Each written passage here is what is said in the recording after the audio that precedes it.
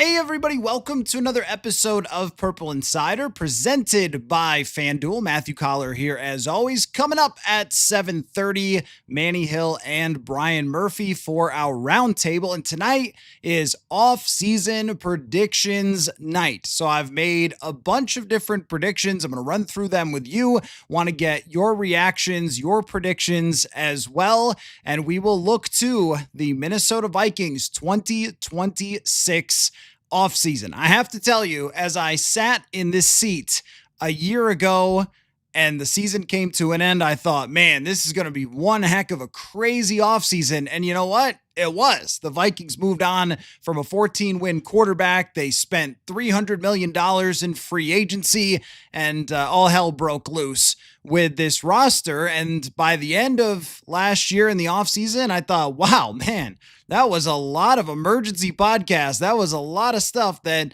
ended up going down. And then I thought, oh, but man, they've done so much. There's so many multi-year contracts. They've got their quarterback in J.J. McCarthy. What the heck are we going to be talking about next offseason? Well, I think we're in a similar position that maybe there won't be as many free agent signings as there were last year, but there's going to be a lot that is determined. So here's the way that I've broken up the predictions. I want your reactions. I want your predictions in the chat. And give me your feeling. Am I right? Do you think it's going to be exactly what happens, or am I absolutely crazy for including these predictions? But I've broken them up into three different sections. I've got Captain Obvious, Spicy, and Bold predictions. And there's one quarterback prediction in each, because to tell you the truth, no matter how hard we try to project what the Vikings are going to do, I don't think any of us really knows how bold they are going to be with the quarterback position. So let's fire it up. Let's start out with the Captain Obvious predictions. Okay, so these are the ones that I think are the most likely, and they're maybe fairly easy to call. I could get them wrong, but I think they're the easiest calls on the Vikings roster and regarding the Vikings. I've also included one NFL prediction as well. So I'm going to run those down. We'll start off with the Captain Obvious prediction at quarterback for the Vikings. For me, is Mac Jones. I think that's the easiest one to look at and say, all right, the Vikings could get a quarterback who has been a really, really good backup and has won some games and taken a team to the playoffs before in his past. He's a guy that threw for 400 yards against the 2022 Vikings. I know that everybody did that year, but right in front of Kevin O'Connell, Mac Jones made a lot of really good plays, really good throws. And the Vikings also, if you think, well, wait a minute, San Francisco couldn't make a trade with the Vikings, I'd like to direct you to the Vikings backfield, where a very good running back in Jordan Mason, they made a trade for him just last offseason. Would it be fairly costly? Yes, but I also don't see, especially after Brock Purdy came back and just lit up everybody except for the Seattle Seahawks, I don't see around the league anybody saying, Mac Jones, he's our guy. Here's 2 first-round draft picks. No, I think more likely than not, they would be saying, okay, well, we'd rather go get our own quarterback. We'd rather draft our quarterback. And maybe, Mac would be somebody you're trading for in case of emergency. But the Vikings are in a little bit of an emergency that they need someone who can compete, but also that if JJ excels and improves and grows, then he should be able to beat out Mac Jones for a competition. So he's the perfect bar of someone who has been to the playoffs before. If he had started this whole year for San Francisco, they would be in the playoffs because he played really well, saved their season throughout this year.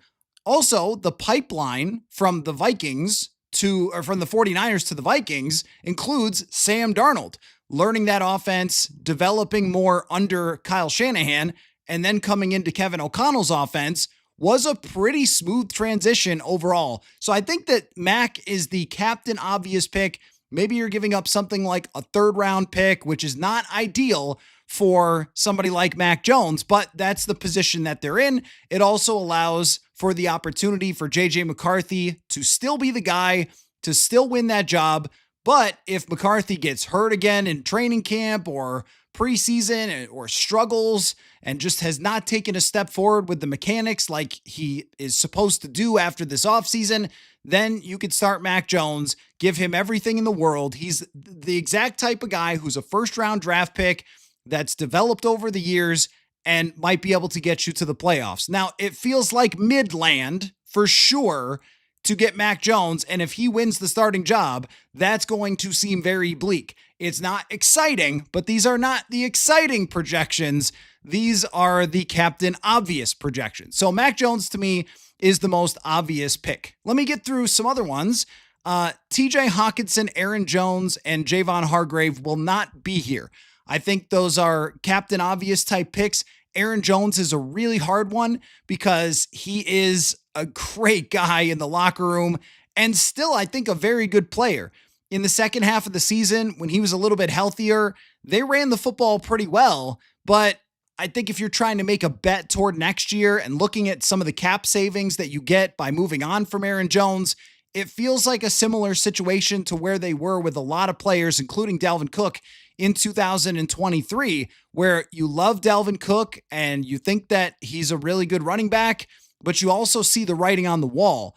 Offseason moves are about predictions into the future and projections, right? And if there was a bit of a slide this year for Aaron Jones, and also he was hurt 3, 4, or 5 different ways this year, the hamstring, the ankles, it's been a long and successful and amazing career for Aaron Jones, but he has had, I think, too many injuries now to put the type of cap hit that would go into bringing him back, maybe at a reduced price. But for me, it feels like a Captain Obvious time to move on from a really, really great player over the last couple of years. TJ Hawkinson, they look at the production, and is it his fault? I personally don't think so. I think that there was a lot of struggles when he came back from his ACL.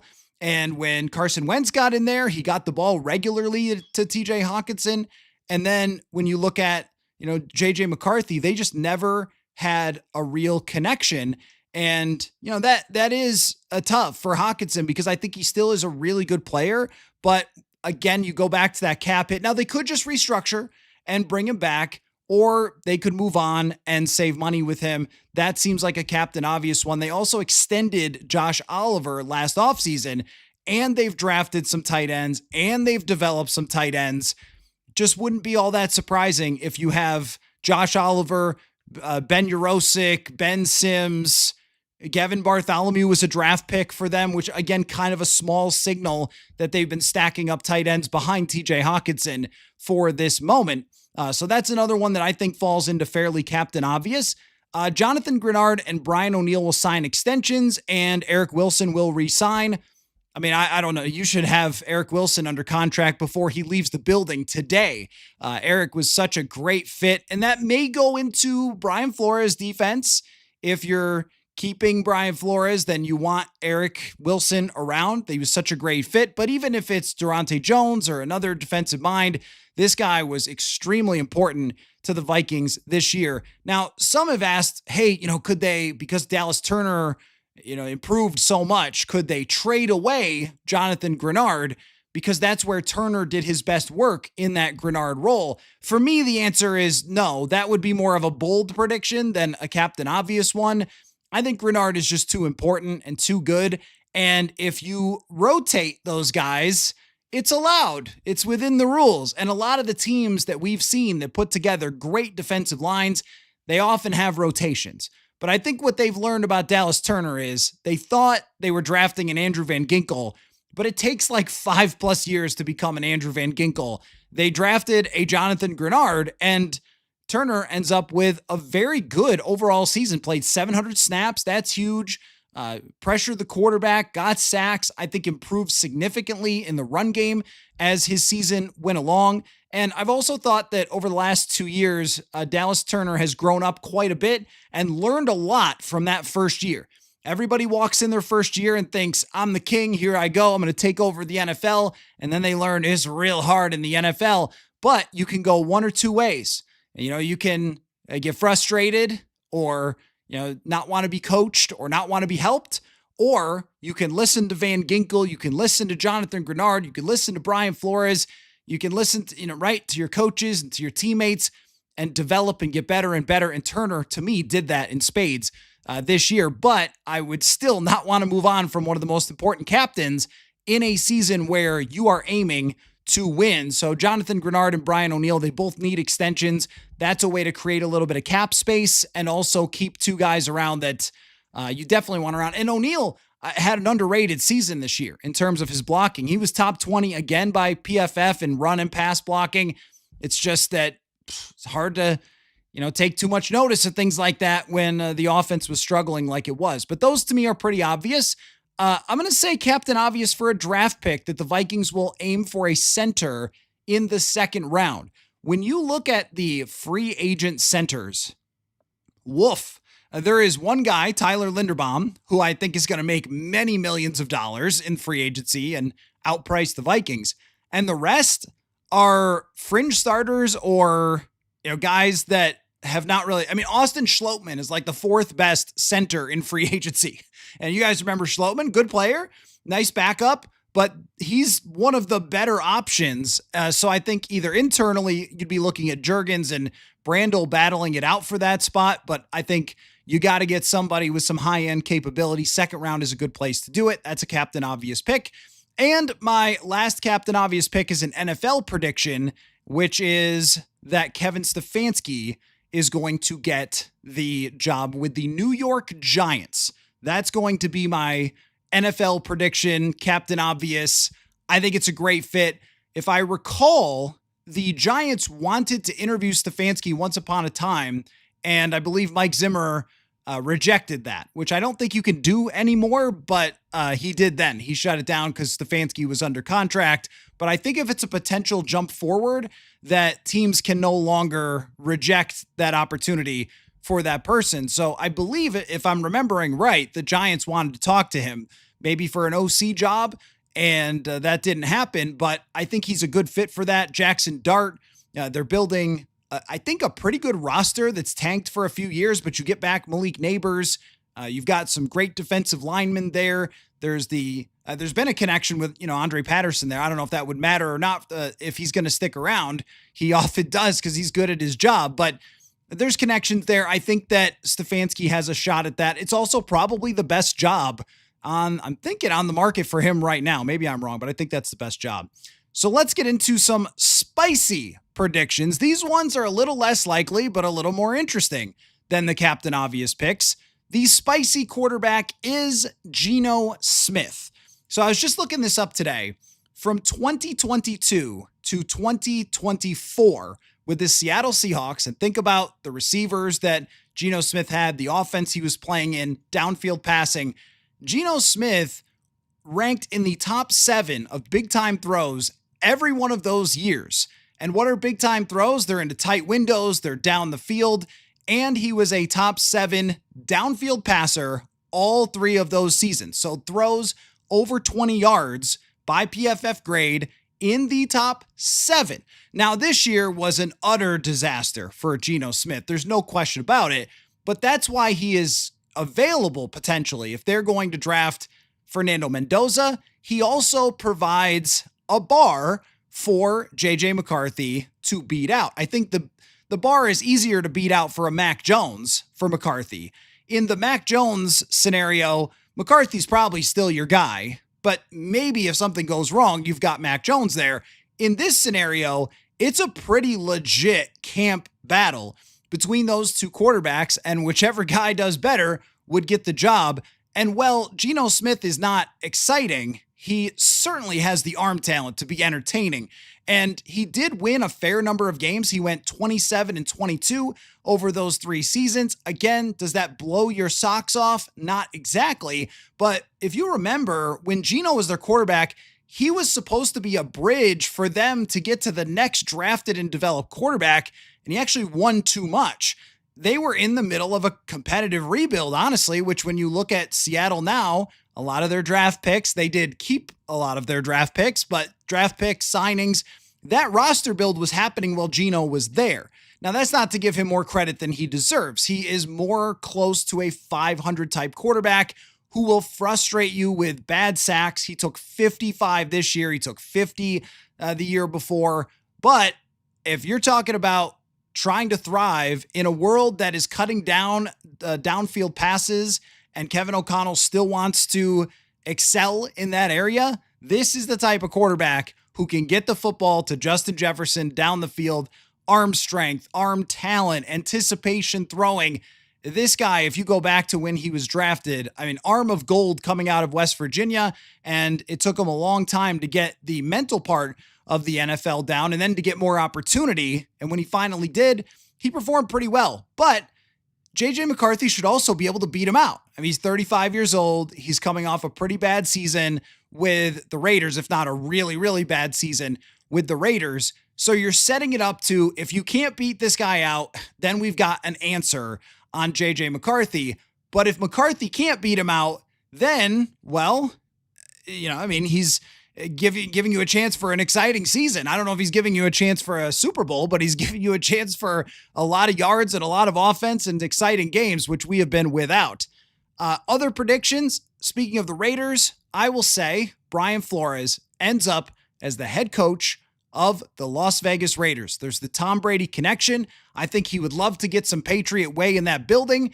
And when they announced the firing of Pete Carroll, what did they include? That Tom Brady would be heavily involved in the search. And Brady is familiar with the ways of Brian Flores, and I think wants to get the influence of that style of coaching and thinking. And you know that Brady, if you've listened to him talk, he likes a little more old school approach. And if you're looking for that, that is Brian Flores. It's exactly how Stephon Gilmore, who loves Flores, described it last year. He says a little more of an old school approach than what you run into in a lot of cities. I mean, he is an aggressive type of coach, and he's really revamped how defense is being played in the NFL, or inspired how defense is played in the NFL. Still one of the most creative minds there is. And yes, there is a pending lawsuit, but you're talking about a franchise that has often throughout its history just thrown, whatever the rules to the wind. And, that's in the Al Davis way. Maybe his son is a little less bold in that way, but I don't know. I mean, he hired, John Gruden. He brought in Pete Carroll. Now, those are, Gruden was a good coach, but, Pete Carroll, that's a silly move, but still it's bold. They like to do bold things, and hiring Brian Flores would be that. And I will also predict, in terms of spiciness, that Raheem Morris becomes the defensive coordinator for the Minnesota Vikings. Was with Kevin O'Connell in Los Angeles, won the Super Bowl with him there. Personally, I'd like to see Durante Jones get a chance at it, but Raheem Morris had a good defense this year. They blitzed a lot. I think plays in the style that O'Connell wants to. So there's a slightly spicy prediction there.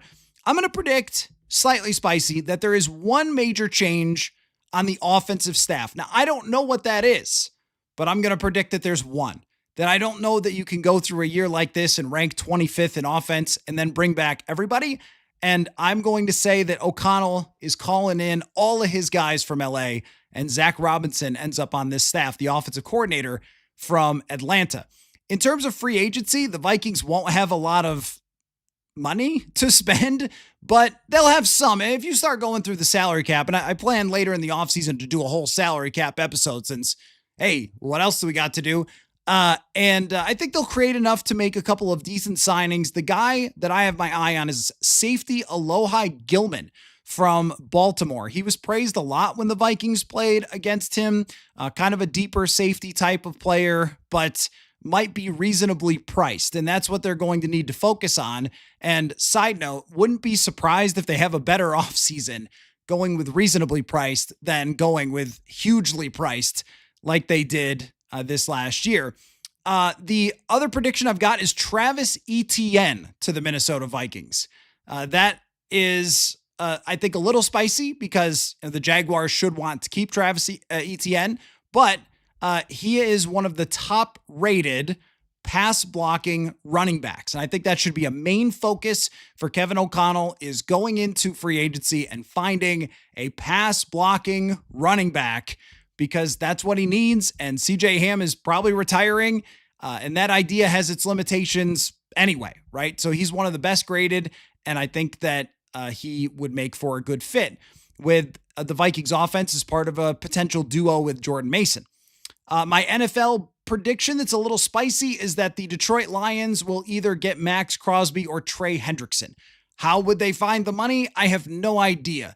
But this is a moment where if you need to find the money, you find the money for Detroit. You know they're going to be really, really desperate to create pass rush as well as fix their offensive line. So I think they're in a spot where they are getting very antsy after losing in the first round, well, in the divisional round of the playoffs, their first playoff game, falling short with their big chance a couple years ago, and then this year ending up out of the playoffs. And the way that Dan Campbell was talking, giving himself an F when he was asked to grade himself for the year. But they're going to be looking around going, we've got one more, maybe two more shots at it, but probably one if the window hasn't already closed.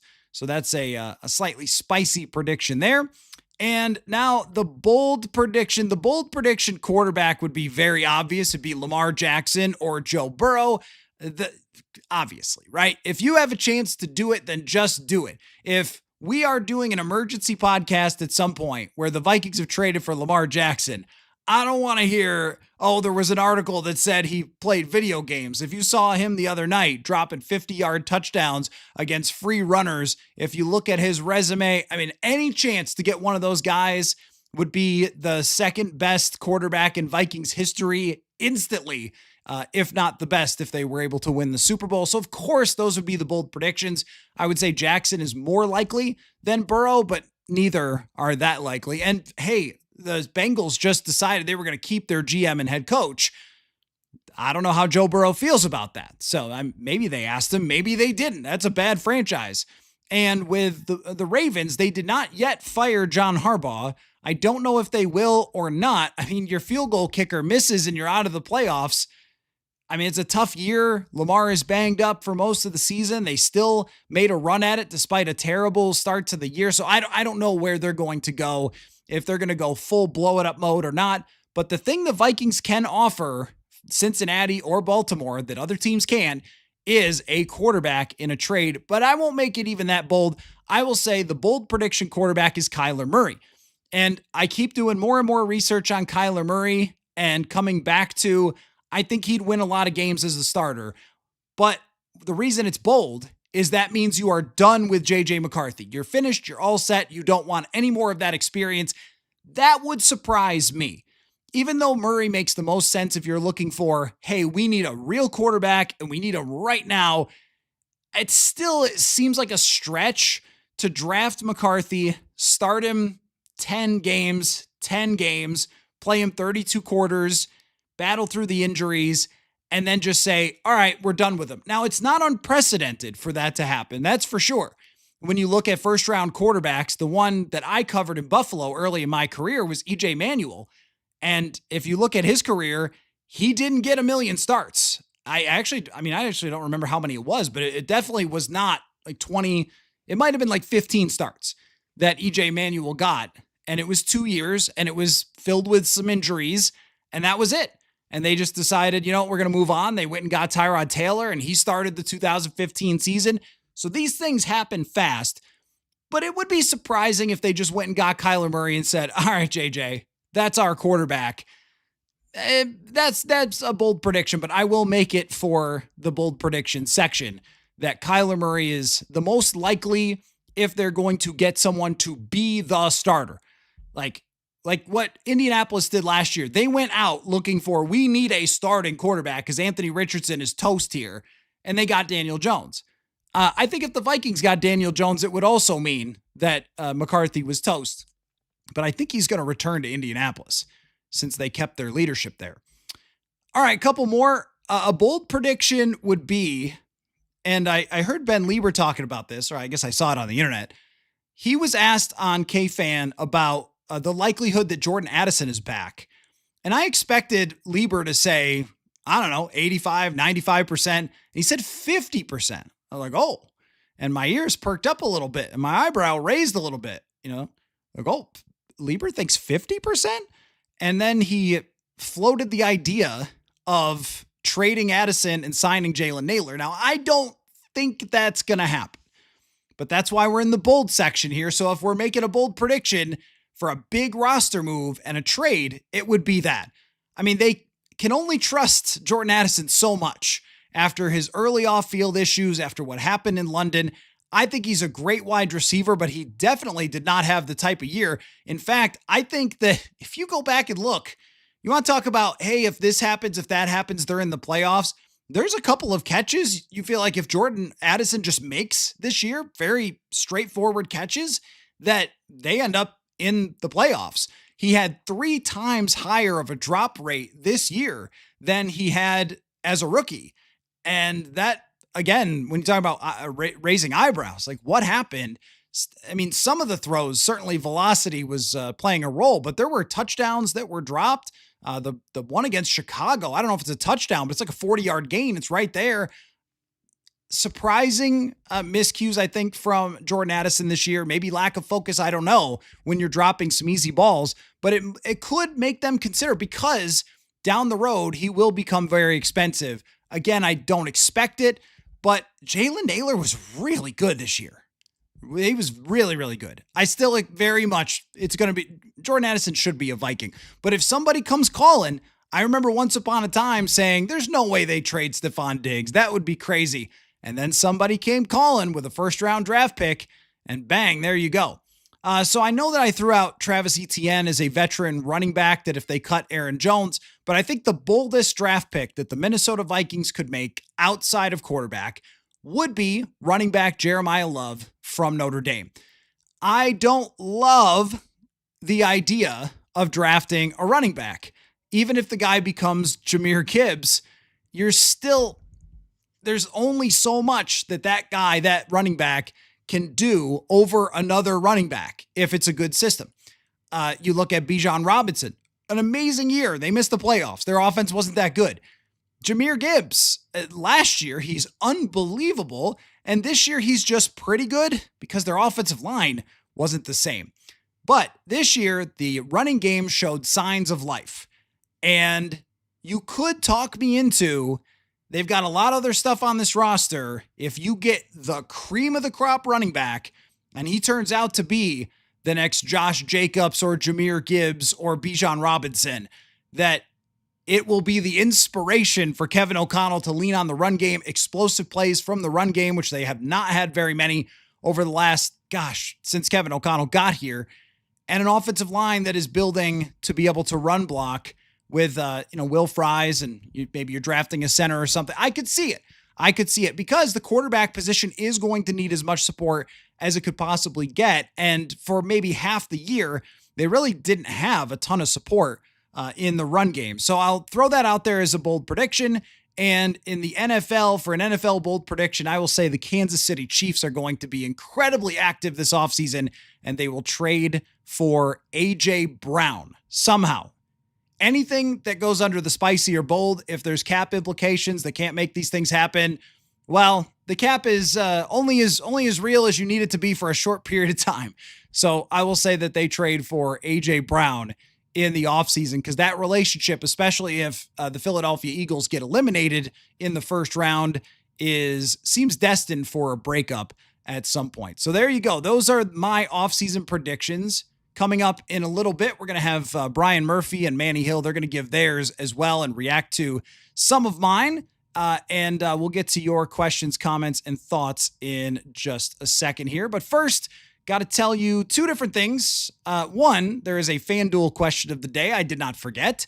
FanDuel question of the day is this: the 2 smallest lines for this weekend's playoff games are Bears, Packers, and Bills, Jaguars. Both are 1.5 points separated, with the Packers and Bills favored.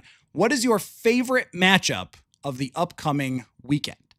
And I got to tell you about our friends at ZipRecruiter. Folks, as you know, it is now 2026, and Purple Insider is always growing and changing and looking to step forward in 2026. Well, if you're hiring for your company, I bet your company is looking to do the same. So let me give you advice if you're adding to your roster. Check out ZipRecruiter with new goals in 2026.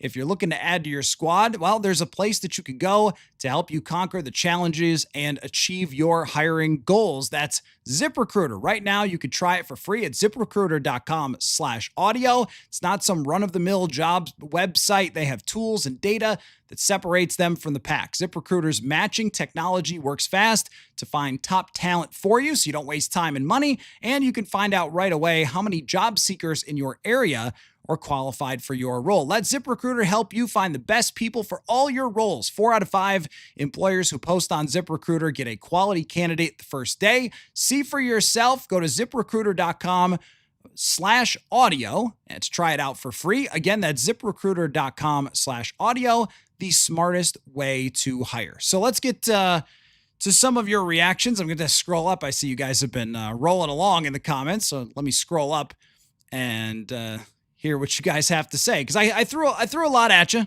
I know I threw a lot at you. Derek says, with Flores leaving, got to get Raheem Morris unless Harrison Smith wants to be the DC.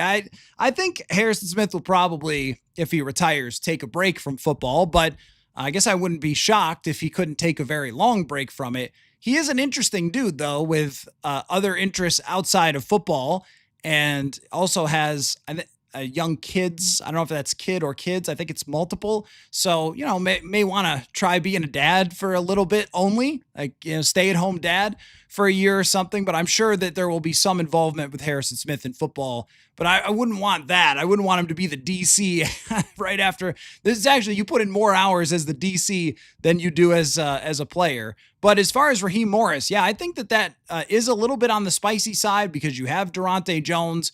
But Kevin O'Connell, if Flores leaves, has the connection and might want somebody proven, somebody who has called defensive plays in a Super Bowl. And actually that, Super Bowl, they played really well defensively. So he's got a leg up on a lot of other teams that will hire Morris, and somebody absolutely will. Once upon a time, I thought he was going to be the head coach of this football team. BM says, my prediction is Brian Flores does not get a head coaching job, but he does leave for another DC. Personally, I think it's Dallas. Yeah. Dallas makes a lot of sense. The question for Dallas, though, is how long do you want to wait? Because these things play out a little bit slowly with the head coaching interviews. I mean, and if Brian Flores has 4 or 5 head coaching interviews and then is waiting on answers, and we're going all the way through the Super Bowl. Remember how long it took with Kevin O'Connell until we found out that he was the guy? Is Dallas going to get antsy and want to hire someone else, or will someone else come on the market that they're surprised by? Or, maybe it's Raheem Morris that they want to bring in as someone with head coaching experience that they can, have him as their DC. But I do think that game that he called against Dallas's offense was so special that Jerry Jones is going to be calling his agent as soon. Now, not that Jerry would ever tamper, but as soon as he possibly can, will be calling his agent to see if Flores is interested. So I don't think that that's a crazy prediction at all. Let's see. Matt says still think it's going to be Wentz. I would be very surprised if it's Carson Wentz as their backup, because I just think it has to be better than that. And Carson plays in such a way that if McCarthy got hurt for a long period of time, which after 5 injuries already is certainly on the table, then you're throwing away a season. It's very clear from Wentz's play that he's a fine 2 to 4 game backup, but any more than that, he'll probably get hurt himself. And I mean, you saw him. He just can't help himself running into linebackers, holds on to the ball too long, and is very inconsistent with his accuracy. He is more of a backup for a team that is, I think, got their starter really locked in. Let's see. Alan says sign Geno and Trey Lance. If JJ beats out Geno, then trade him. Oh yeah, and keep Lance as a backup. That's a good idea. I like that overall because that's another point about getting a real quarterback as a backup or as competition for McCarthy, is that you can always trade that guy if you want to. If it's Geno, you can always trade him if JJ McCarthy is better, because there will be a team who gets desperate. There will be a team whose quarterback gets hurt or whose draft pick isn't ready or whatever it may be. We saw Joe Flacco pretty quickly into the season go from the Cleveland Browns to the Cincinnati Bengals. Stuff happens. Every year somebody's losing their quarterback or doesn't have a backup option that would make a trade. So I agree with you there. Mr. T. Green, they have to go with McCarthy for another year. If they don't, the Vikings and fan base don't deserve a franchise QB. If KOC doesn't continue to meet JJ where he's at, he should be fired. Well, here's the thing, man, is when you perform like this, I know that the thought about Kevin O'Connell is that he wouldn't change the offense for JJ McCarthy. Here's my question. When did McCarthy play? He played 2 games and then he won one of them and played poorly the second game because I think it's been implied enough times, wasn't fully prepared for that game, then missed 5, came back and won the first game. And they limited what he was asked to do in that game against Detroit. They ran the football a ton. They ran a lot of play actions and stuff, made it simple for him. And then they're playing from behind against Baltimore. You all think that they threw way too much. They play against Chicago where he does some wild stuff throwing down the field and turns the ball over. I mean, that game, I guess you could have run more, but I just don't know when he was, like, what passes, what reps, when was he supposed to get a sample size of what JJ McCarthy could do and handle for an offense? I mean, maybe it became apparent when they had 8 false starts or something that he was asking too much at the line of scrimmage, but at the end of the year, hacking the entire offense down to the brass tacks so you can just get through the end of the season and win a couple games against bad teams is not viable. That was an emergency. That's triage. That's cut off the bleeding to the wound so the rest of the body survives. I mean, that was not an offense that they were running a complete passing game that can win week in and week out. So I mean, look at the game against Green Bay. Like, where was it that they did? You can't cite Baltimore because they were down, 2 scores. They had to throw. I don't get it. When you miss that much time, when are you supposed to figure out how much he can really handle? But to your point, though, I understand what you're saying is, well, that's their guy. But when you start to apply this in real life to other examples and other teams, it just doesn't hold up. Oh, well, hey, San Francisco, you drafted Trey Lance. You got to stick with him. Indianapolis, you drafted Anthony Richardson. You got to stick with him. New England with Mac Jones. You drafted Mac Jones. You got to stick with him. This doesn't apply that way. Normally what happens in the NFL is you get a couple years, and if it doesn't work out, you look elsewhere for another quarterback who can get you where you're trying to go.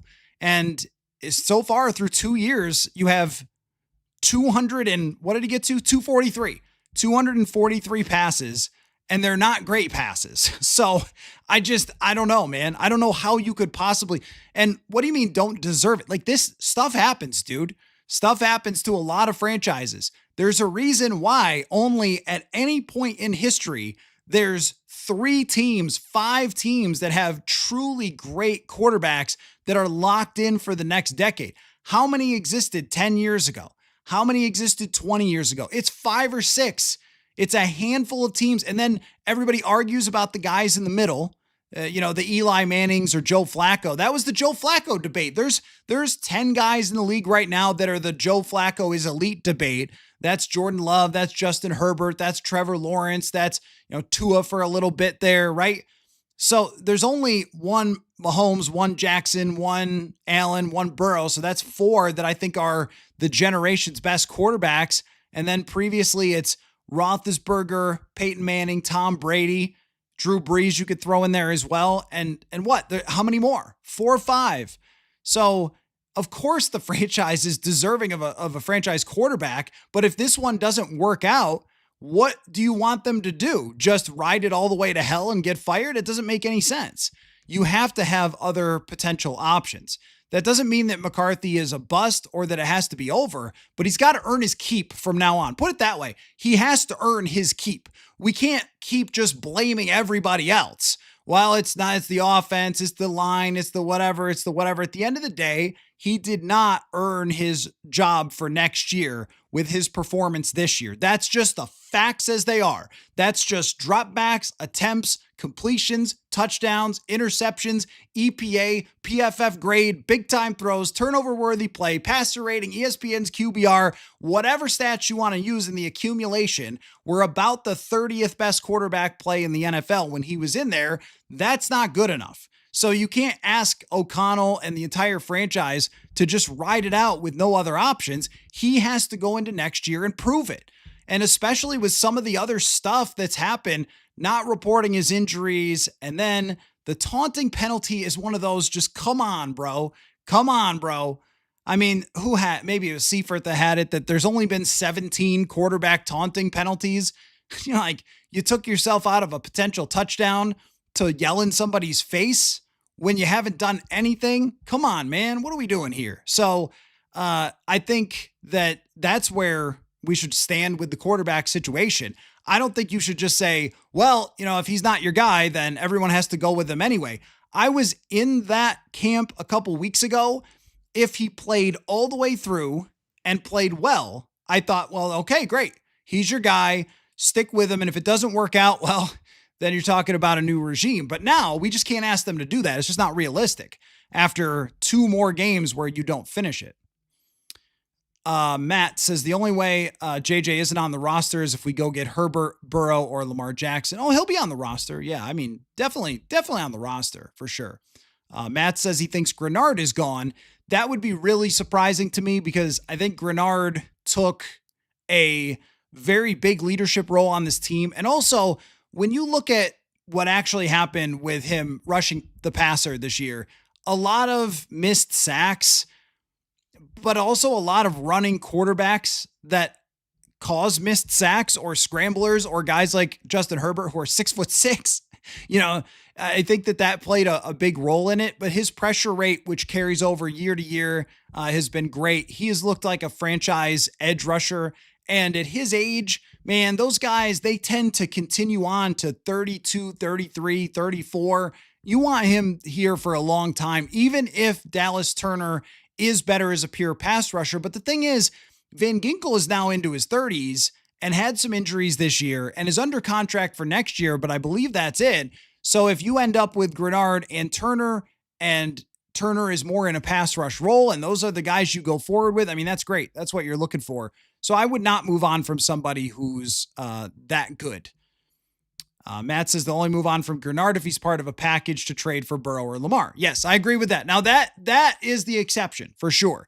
In the bold scenario where you trade for Lamar Jackson, if you traded a first-round draft pick this year, along with J.J. McCarthy and Jonathan Grenard, and I don't know, a second for next year for Lamar Jackson, that's something that would be a good fit for them, and also is more reasonable than other trade packages because you'd give them, a young quarterback, a top-notch edge rusher. I still don't think you could give away Lamar Jackson for anything, but if you're doing it, that's possible. Harry wants to sign Linderbaum. Sure, yeah. I mean, I wish you could invent all the money in the world because then, you could sign somebody like that. But I think that now the center position is so valuable that a guy like that's going to get $20 million per year, if not more. And I just don't know where that money comes from if you're the Vikings. He would be great to sign, but where does that cash come from? They've spent so much. They're going to move stuff around. They're going to be able to make some signings, but I don't think they can make them to that level. K Skull says 3 centers in this draft look good. Yep, I agree. And I think that I just think that if you could get drafting one in the first when it was Garrett Bradbury, because he turned out to be a bottom third of the league type player, that draft pick wasn't that great. Had he turned out to be the guy he was touted as, like the next Jason Kelsey type, would have been worth it. I always think that with linebackers and centers, if you can be in the top 5 to 7 guys in the league, it's worth its weight in gold. If you're more like the 15th to 20th center, you can survive with it, but you can find that guy a little later on. Let's see. Adrian, how do you think the Wilfs feel hearing stick with JJ over signing franchise Sam to spend the money elsewhere, only for Kwesi to use it on underperforming guys? Yeah, I mean, I wouldn't say... Yeah, well, How do they feel about that? Well, they were in on it. So, you know how Andrew Berry still has his job because Jimmy Haslam, I'm talking about Cleveland, because Jimmy Haslam was the one that went out and got Deshaun Watson. The Wilfs are also responsible because they were the ones that signed off on this as well. Now, they trust KOC, and they trust Kwesi Adolfo-Mensah to guide them in these decisions. And then they make what decision they think the football men have got the most correct. But also, they missed the common sense element as well, that you don't just throw for 4,300 yards and 35 touchdowns and win 14 games out of thin air. And that getting defensive tackles, helpful. And it's unfortunate that guys like, Jonathan Allen and Javon Hargrave, who did provide good play for them down the stretch once they got settled into their roles, but they become sort of the guys that we focus on over and over. Also spending on Aaron Jones, spending on Will Fries. Like, these are players who are good, but are they worth the price tag? Are they worth getting rid of a quarterback that made you a Super Bowl contender the previous year? The answer was blatantly no, from the results, as Sam Darnold leads the Seattle Seahawks to winning the entire conference. But I think that it's on everybody. You are right, though. Those are the decision makers that are supposed to guide them. And I'm sure as they're watching Sam Darnold and Bo Nix and Aaron Rodgers in the playoffs, it's not just Darnold. It's multiple quarterbacks. I mean, think about that. The guy they could have drafted and the guy they let go are winning their conference. Yeah, it's not a good look, man. It's not a good look. And that's why in 2026, they are under the white hot light. And look, if you look at what happened in Atlanta with them missing the playoffs and then they blow out everybody, it's like when we talk about this stuff, there are other teams who are getting results like this and saying, all right, you're out. The Titans, for trading AJ Brown a couple years ago, they canned their general manager. Not saying that's a good team or that Atlanta's a good team, but just to say that stuff happens and is emblematic of how much pressure everyone deserves to be under.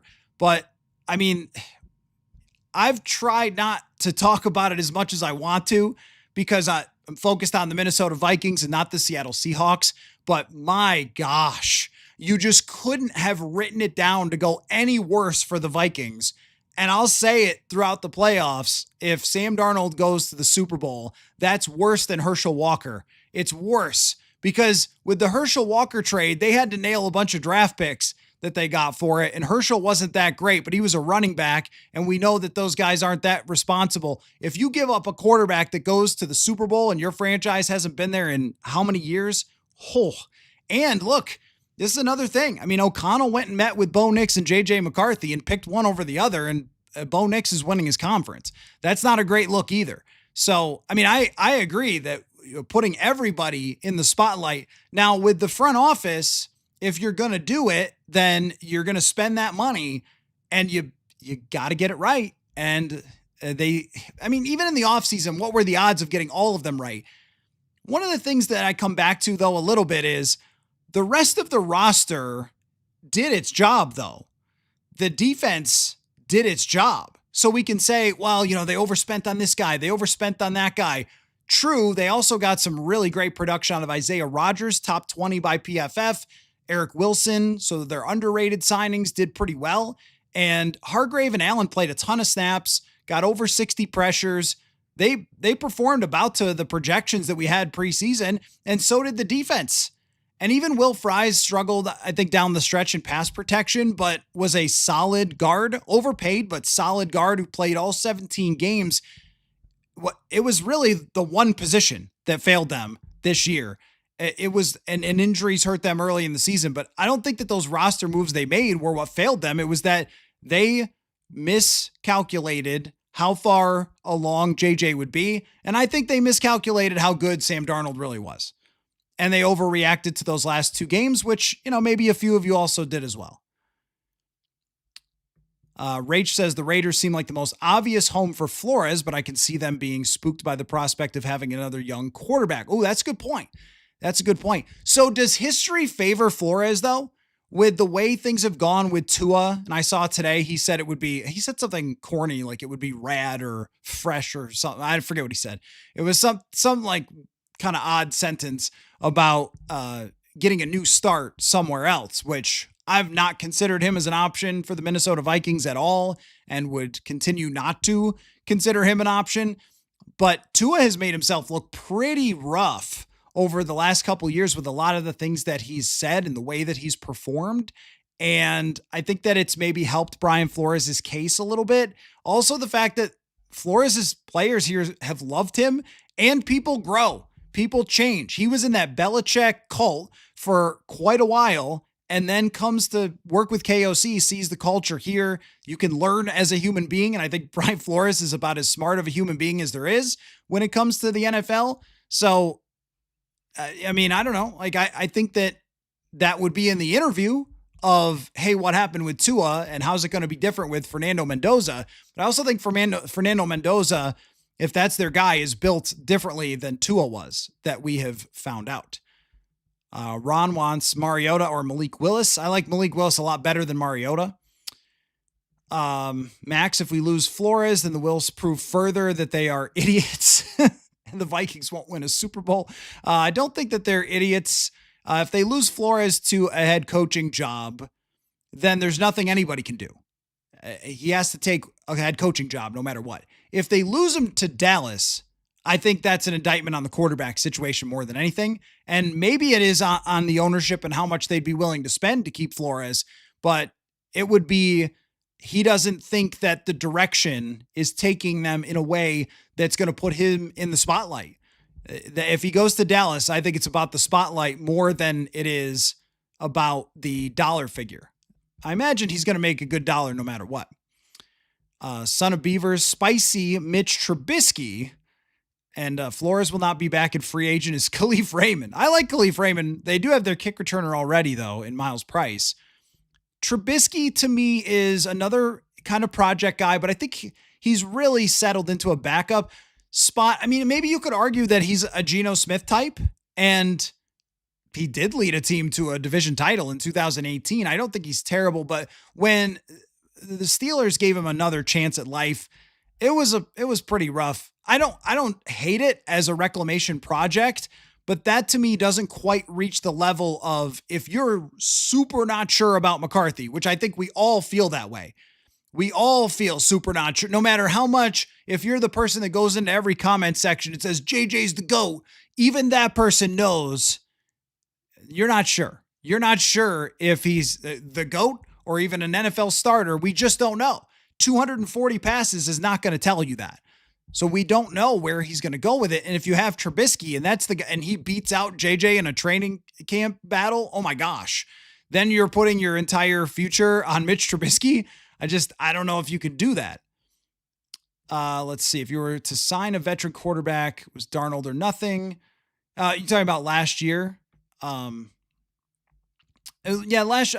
year, well, look, Aaron Rodgers is in the playoffs, but I still would stay with that it was not the greatest idea to sign Aaron Rodgers, because you'd rather know what you know about McCarthy, even if it's only 240 passes, than you would be a 9 or 10 win team with Aaron Rodgers that can't win the Super Bowl.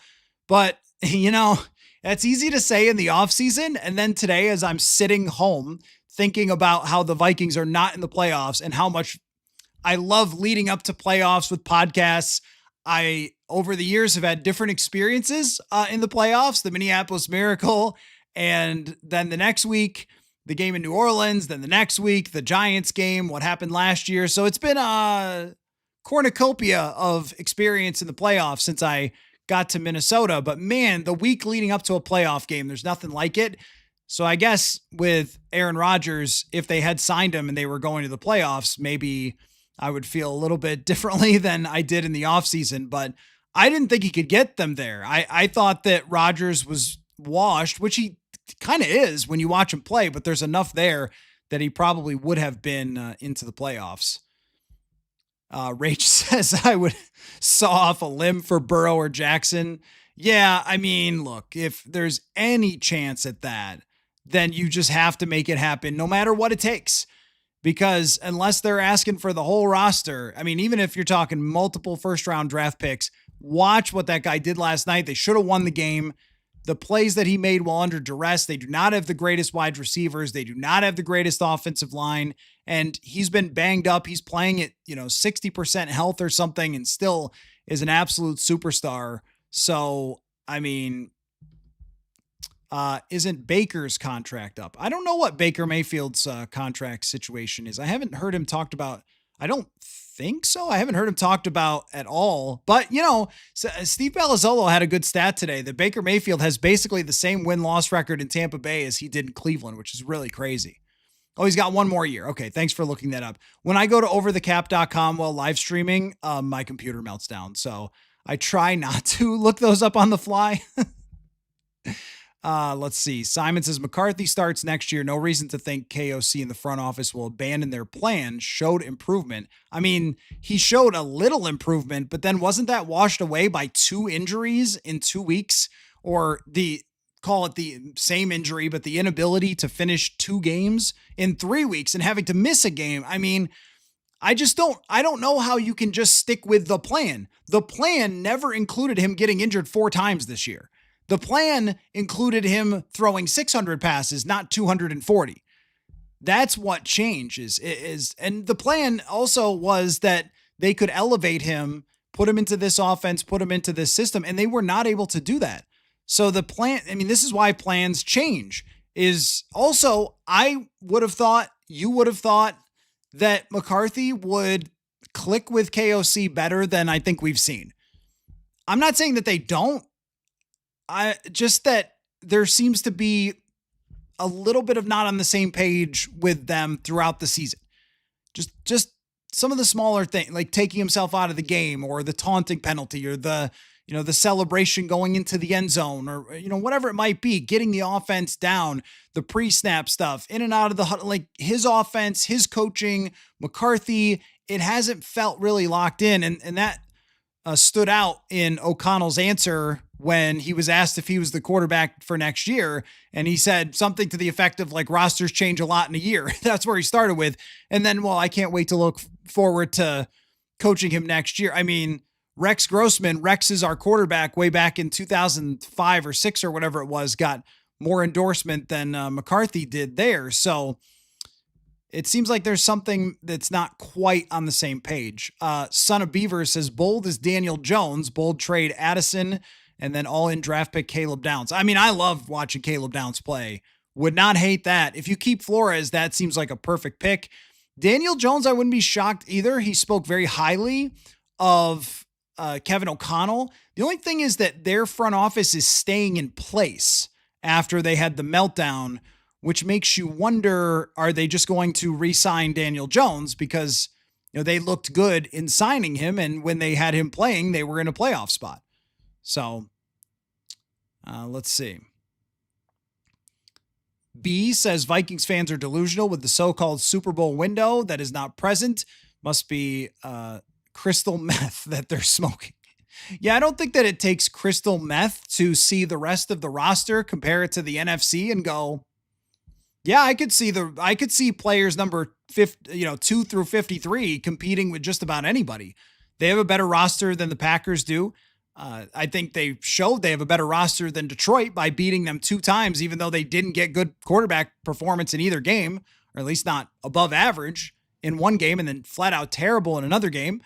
Philadelphia's got their problems offensively. San Francisco's got their problems defensively. I think the Rams and Seahawks are the only 2 rosters stronger than the Minnesota Vikings. And, Chicago, their defense is a struggle. Their offense is good, but they've had to win all those games at the very last second. I don't know, man. I think that's why that people think that is because if you had the 15th best quarterback, you're easily in the playoffs right now and thinking you could be dangerous because of your defense. Cause and effect based off last night. When do we start hearing about Rodgers again? It's possible, but I think that Rodgers is going to go out after this. I mean, you make the playoffs, crazy season, Pittsburgh. I think that's what's going to happen. KFT says Murray is a playground quarterback, struggles in structure because of his height. I don't disagree with that, but I also think he's a playground quarterback who does it about as well as anybody that's not Lamar Jackson or Patrick Mahomes. He's put up a lot of passing statistics that are good for somebody who does scramble around a lot. And interestingly, last year, his snap to release was only like 2.6 seconds. He was getting rid of the ball and scrambled less in 2024 than he did before. Let's see. Sorry, I'm not sure what your name is, but don't he's more of a runner than a thrower. I mean, he threw for 3,800 yards last year. So I don't think that's completely true. I think he is a runner, but 3,800 yards passing is a lot. So I don't think that I think there's some misnomers a little bit about Kyler Murray. And then I think that there's also truth to all analysis with them too. All right. So make sure you answer that FanDuel question of the day, which is the two smallest lines for this upcoming weekend are Bears, Packers, and Bills, Jaguars. Both are separated by 1.5 points with the Packers and Bills favored. What's your favorite matchup of the weekend? It is time. Let's see. Let me reload here. It is time to get to our roundtable. Oh, there we go. We got Manny in there. All right. Okay. So let me get Manny and Murph in here, and then we can begin our roundtable, which happens every Monday. And this should be an interesting one because I have asked these two gentlemen to do their own predictions for the offseason. So it just takes a second. Let me get in there. Hi, Manny. How are you? I'm quite well. How are you? Oh, last night's game, you and I were texting throughout the game. Holy cow. It was so incredible. It was so breathtaking. And I just thought, I just can't, I would not have believed that if the Vikings played defense the way they did this year and they kicked the way they did this year, that we would be sitting home watching other people play in the playoffs. So that I'm feeling a tad blue after that. Murph, what's going on, my friend? How are you? If you can hear me. Murph, can you hear me? Okay, Murph's just staring. I think you're muted, Murph. Are you muted? I think Murph's muted. Okay, well, hopefully Murph... No? Can't hear me? Murph? Can't see me? All right. Can you hear me? That I'm not sure, but it's odd to see him staring into nothingness. So I'm going to close out Murph for a second here, and then we'll get deeper into it. But Manny, I made 3 different levels of predictions in terms of the Vikings offseason. I started with Captain Obvious, then Spicy, then Bold. I would like you to start with your Captain Obvious Vikings prediction, and then we can get into the different levels of that and go from there. So let's start out with, what is your most obvious Vikings offseason prediction? That they're going to sign or trade for a quarterback in the offseason to compete with J.J. McCarthy.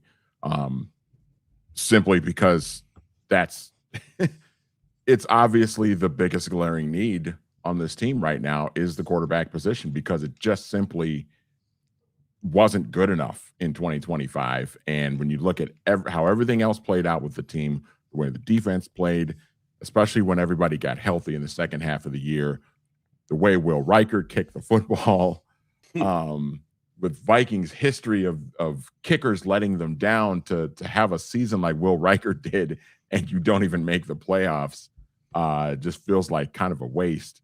And so with everything else performing as well as it did during the season, and to get really subpar quarterback play for pretty much the entire year, save for a couple of games against some bad defenses, it's the biggest glaring need that you have to address. Even if you are going in with the hope that J.J. McCarthy would take the position by the horns and win it and improve and play really well in 2026, you can't guarantee that. You can't bank on that. And so going and getting a veteran to push him, compete with him, and a guy that can legitimately win the job if McCarthy underperforms in the offseason, to give yourself a chance to win, that's going to be the number one thing, and the most obvious decision, move, whatever you want to call it, they're going to have to do. Okay, I heard Murph clear his throat, so we must have you locked in here, Murph. Thank you. Yes. Good Took evening. a bit to get on here. Yep. How are you, my friend? Exhausted, relieved, ready to move forward. Okay, I think that's fair enough. Are you talking about life in general or the Vikings? Well, I wasn't sure which you were talking about. I assumed the Minnesota Vikings, but exhausted of having the same analysis of McCarthy each week, it felt like, which was we would get moments of him that you really like and you go, okay, like this seems to be something. And then there's an injury. And then there's a game or a throw or a celebration into the end zone or a taunting or whatever it might be that makes you go, or a comment from Kevin O'Connell that makes you go, okay, how are we feeling about this? And then, I saw, and I'll talk to Jeremiah Searles about this when we do our show tomorrow, because he's played in the league and he's been through injuries in games and stuff like that. But I saw Lieber talking about it, and I thought his comments were spot on, where he was talking about coming out of the game in, mid drive and then doing this entire song and dance on the sideline. It just speaks to me of the immaturity of JJ McCarthy. And I don't mean that in a way of like immaturity, he's street racing or something. Like, I don't mean it that way, or that he's a bad teammate or a bad person or anything like that. I just mean that you could tell that he has not been around the block in the NFL. Almost like if you take courses in how to speak Spanish and then go to Mexico and start talking the language, like you may know some of the words or a lot of the words, but you're not quite fluent. And that was a moment of, I just don't know that, guys in the NFL handle something the way that he did yesterday. And I could see the, Lieber getting worked up when I watched the video from K-Fan this morning. So that whole event, it was like, Murph, we just couldn't get through it with him throwing for 400 yards, 4 touchdowns, and then all go home, which feels so JJ McCarthy.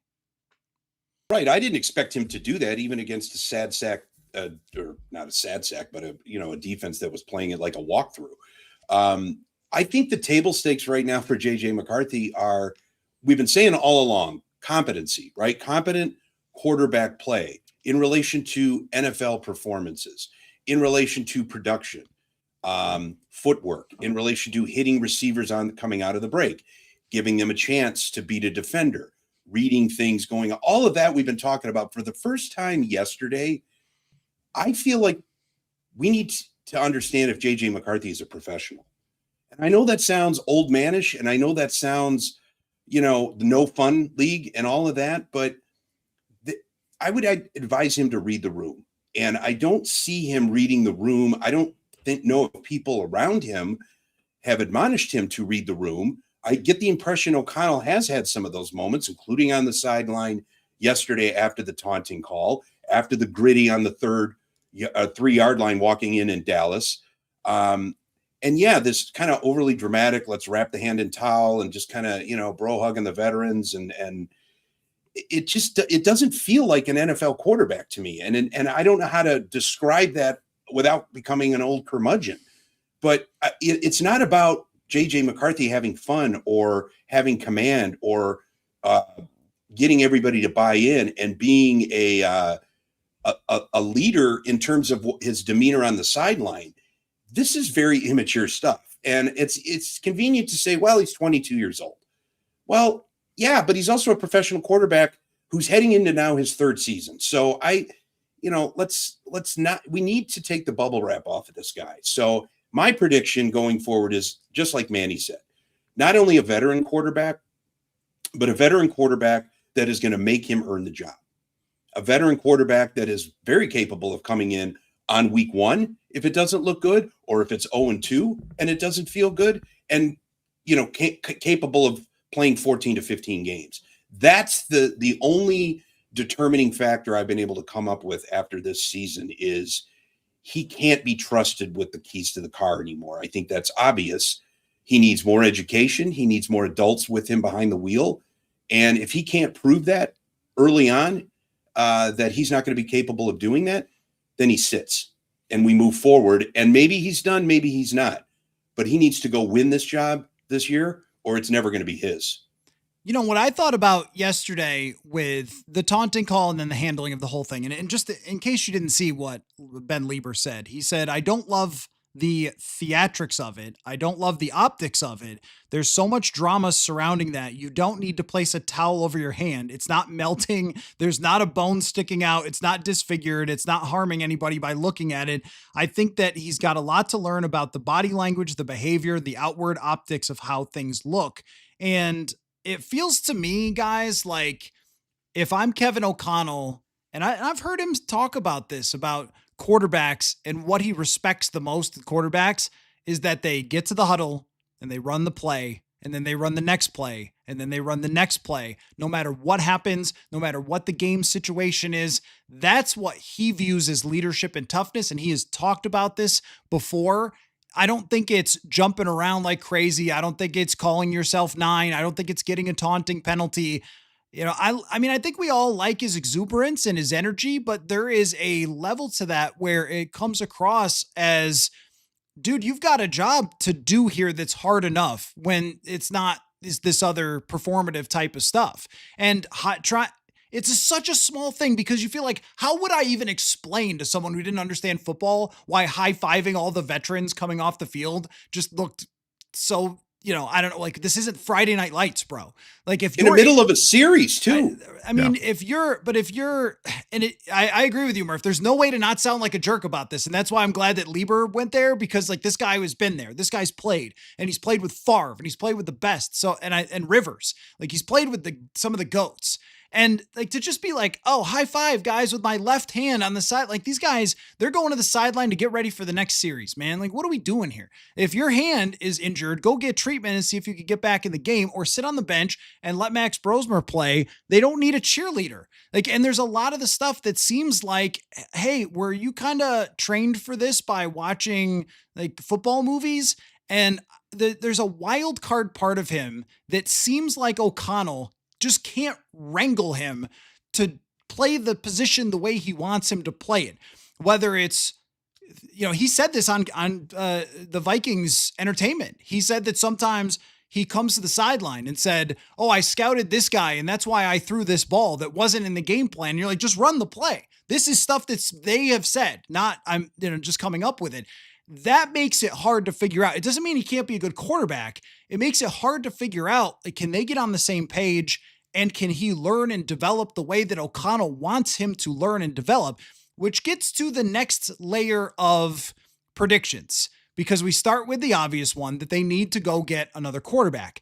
Now, earlier in the show, fellas, I laid out 3 levels: Captain Obvious quarterback, spicy quarterback, and bold quarterback.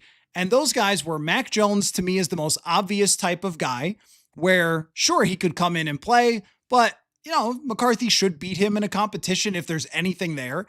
Geno Smith has won a lot of games over the last couple of years, not last year, obviously, but with a good organization in Seattle.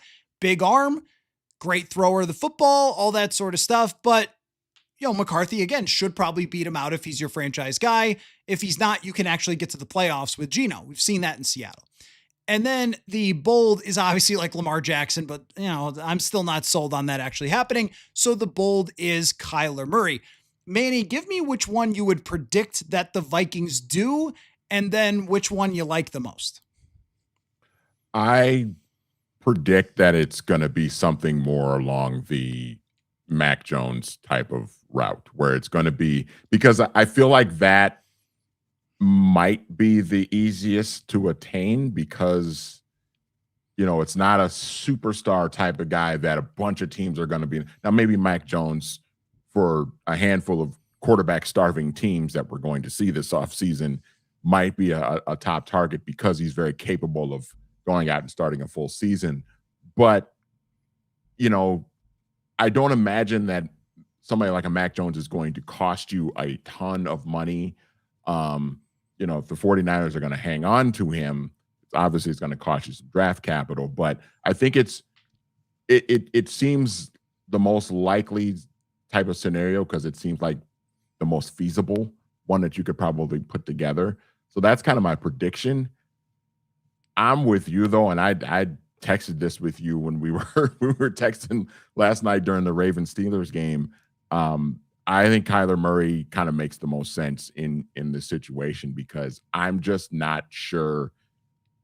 It's not that I don't think that JJ McCarthy can eventually be good. I just don't know if this coaching staff and this front office and the veterans that are on this team that are still very good and in their primes, I don't know if they have 2, 3, 4, 5, 6 years to wait for JJ McCarthy to grow up and mature as just a professional quarterback that you can rely on to show up week in and week out, lead this team, be productive on the field, and take this team to where everybody is aspiring for them to be, which is getting to a level where you're competing for a Super Bowl. And the things that we saw in the off or in during the game yesterday, the lowering your shoulder into a defensive back as you're going out of bounds, and then getting the taunting penalty and stuff like that, and even going back to the situation in Dallas where he's grittying to the end zone when they had told him during the week, hey, don't do that, and you go and do it anyway. All of that stuff may seem innocent in as isolated incidents, but when it starts to pile up, and when you look at what is on the line for this organization and this coaching staff, you don't have time to let this, just let JJ be JJ and he'll grow up and he'll figure it out eventually. I don't think this team has time to wait for that light to sort of click on for him. So to me, I think the best route is to go and get a quarterback that is established, that we've seen perform well before, that may not be perfect, but that he's capable of starting a full season and being productive with the weapons that you have, that situation that you're putting him in. And Kyler Murray in that situation, I think makes the most sense. I don't want to give away all my Kyler Murray stats because I'm going to do a huge deep dive. The Arizona Cardinals under Jonathan Gannon with Kyler Murray, I believe I had them at 13-17, which is not great, but without him, they were 2-19.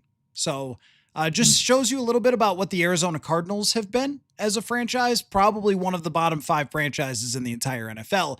Just to speak to your point of, hey, this guy isn't perfect, but if I recall, Sam Darnold wasn't either, and Kirk Cousins wasn't either. And I mean, wouldn't we chunk, and they're a very different player, but wouldn't we chunk Kyler Murray and Kirk Cousins into the same, like the Kirk Cousins that was here, not the one after he ripped his Achilles? They'd be in the same, like, hey, this guy was around 500 when his team is just okay. And that's exactly what Kyler Murray has been. Murph, which level would you like to predict, and which one do you like? Is it the Mac Jones level of this guy is more of a backup, but if he has to save your bacon, he might be able to? Or is it the washed up starter Geno Smith, who could at least make it fun, but McCarthy should beat him out?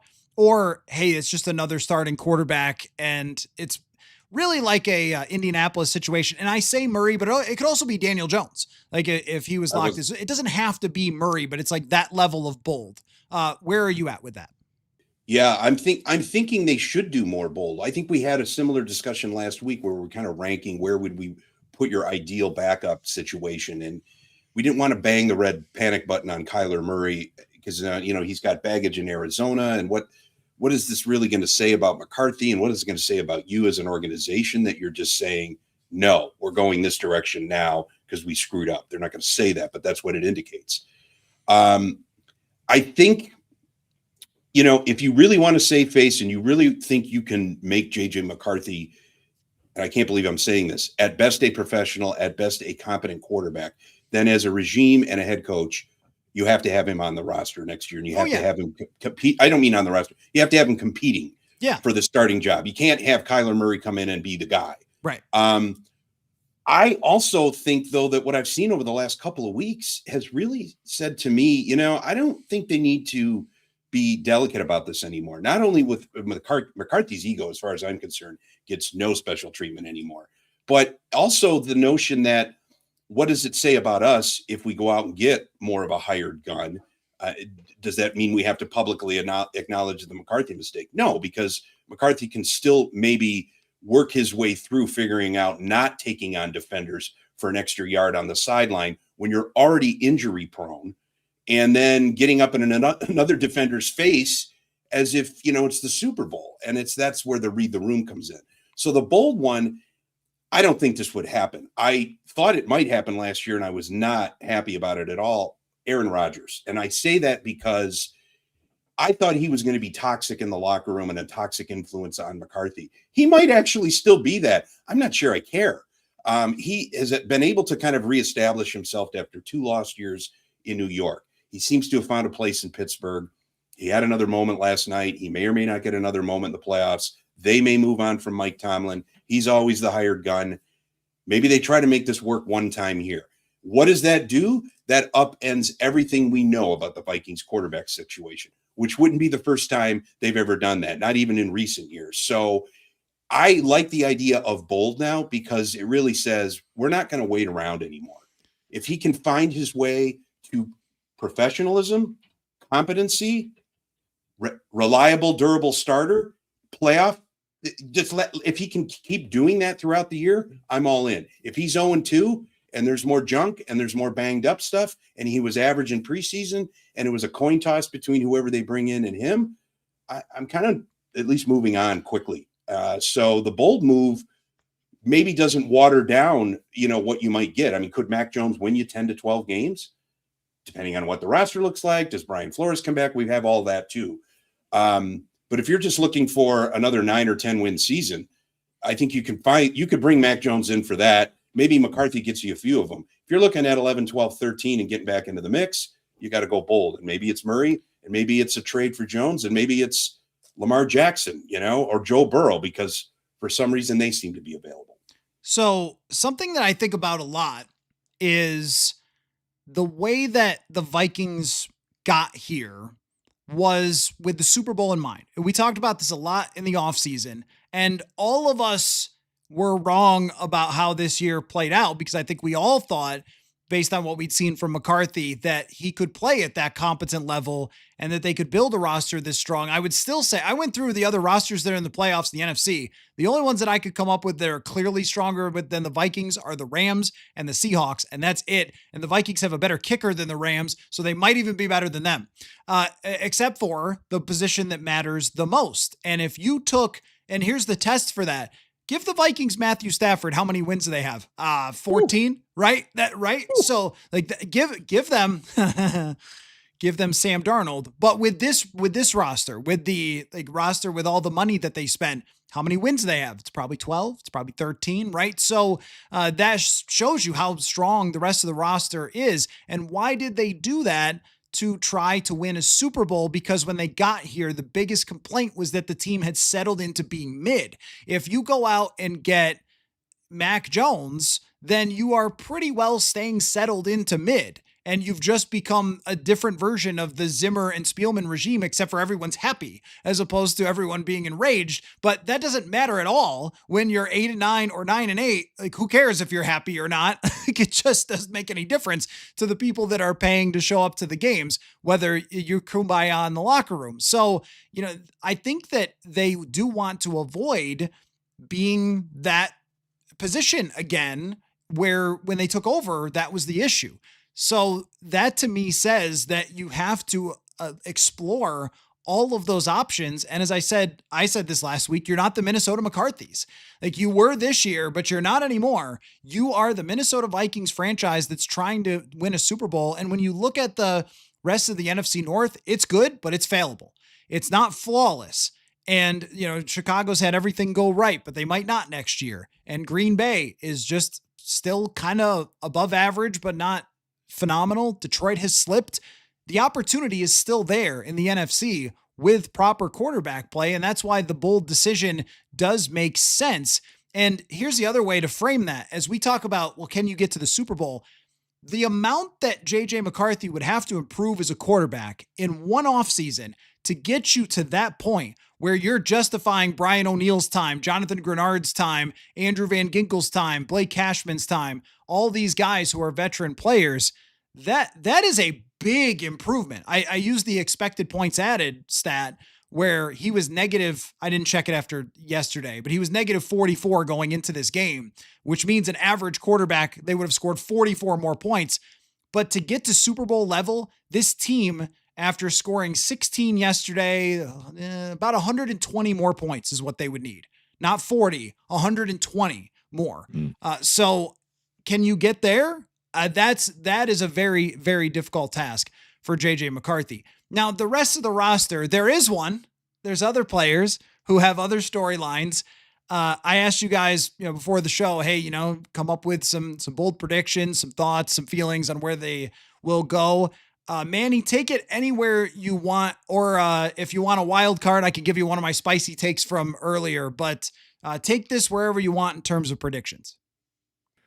I think, and this is maybe a cop out because I don't have a specific player in mind, but I think that somebody on this roster, a key player on this roster, is going to end up getting cut because of, and I think it's going to be purely for financial reasons, because this team is kind of up against it with the cap going into this offseason. Now they can do some restructures, and that happens every year with a team that's trying to compete. They're moving some money around, kicking money down the road and everything to try and keep guys and open up cap space. But I think somebody's going to get cut that all three of us on this show right now are going to raise our eyebrows and be like, oh, okay.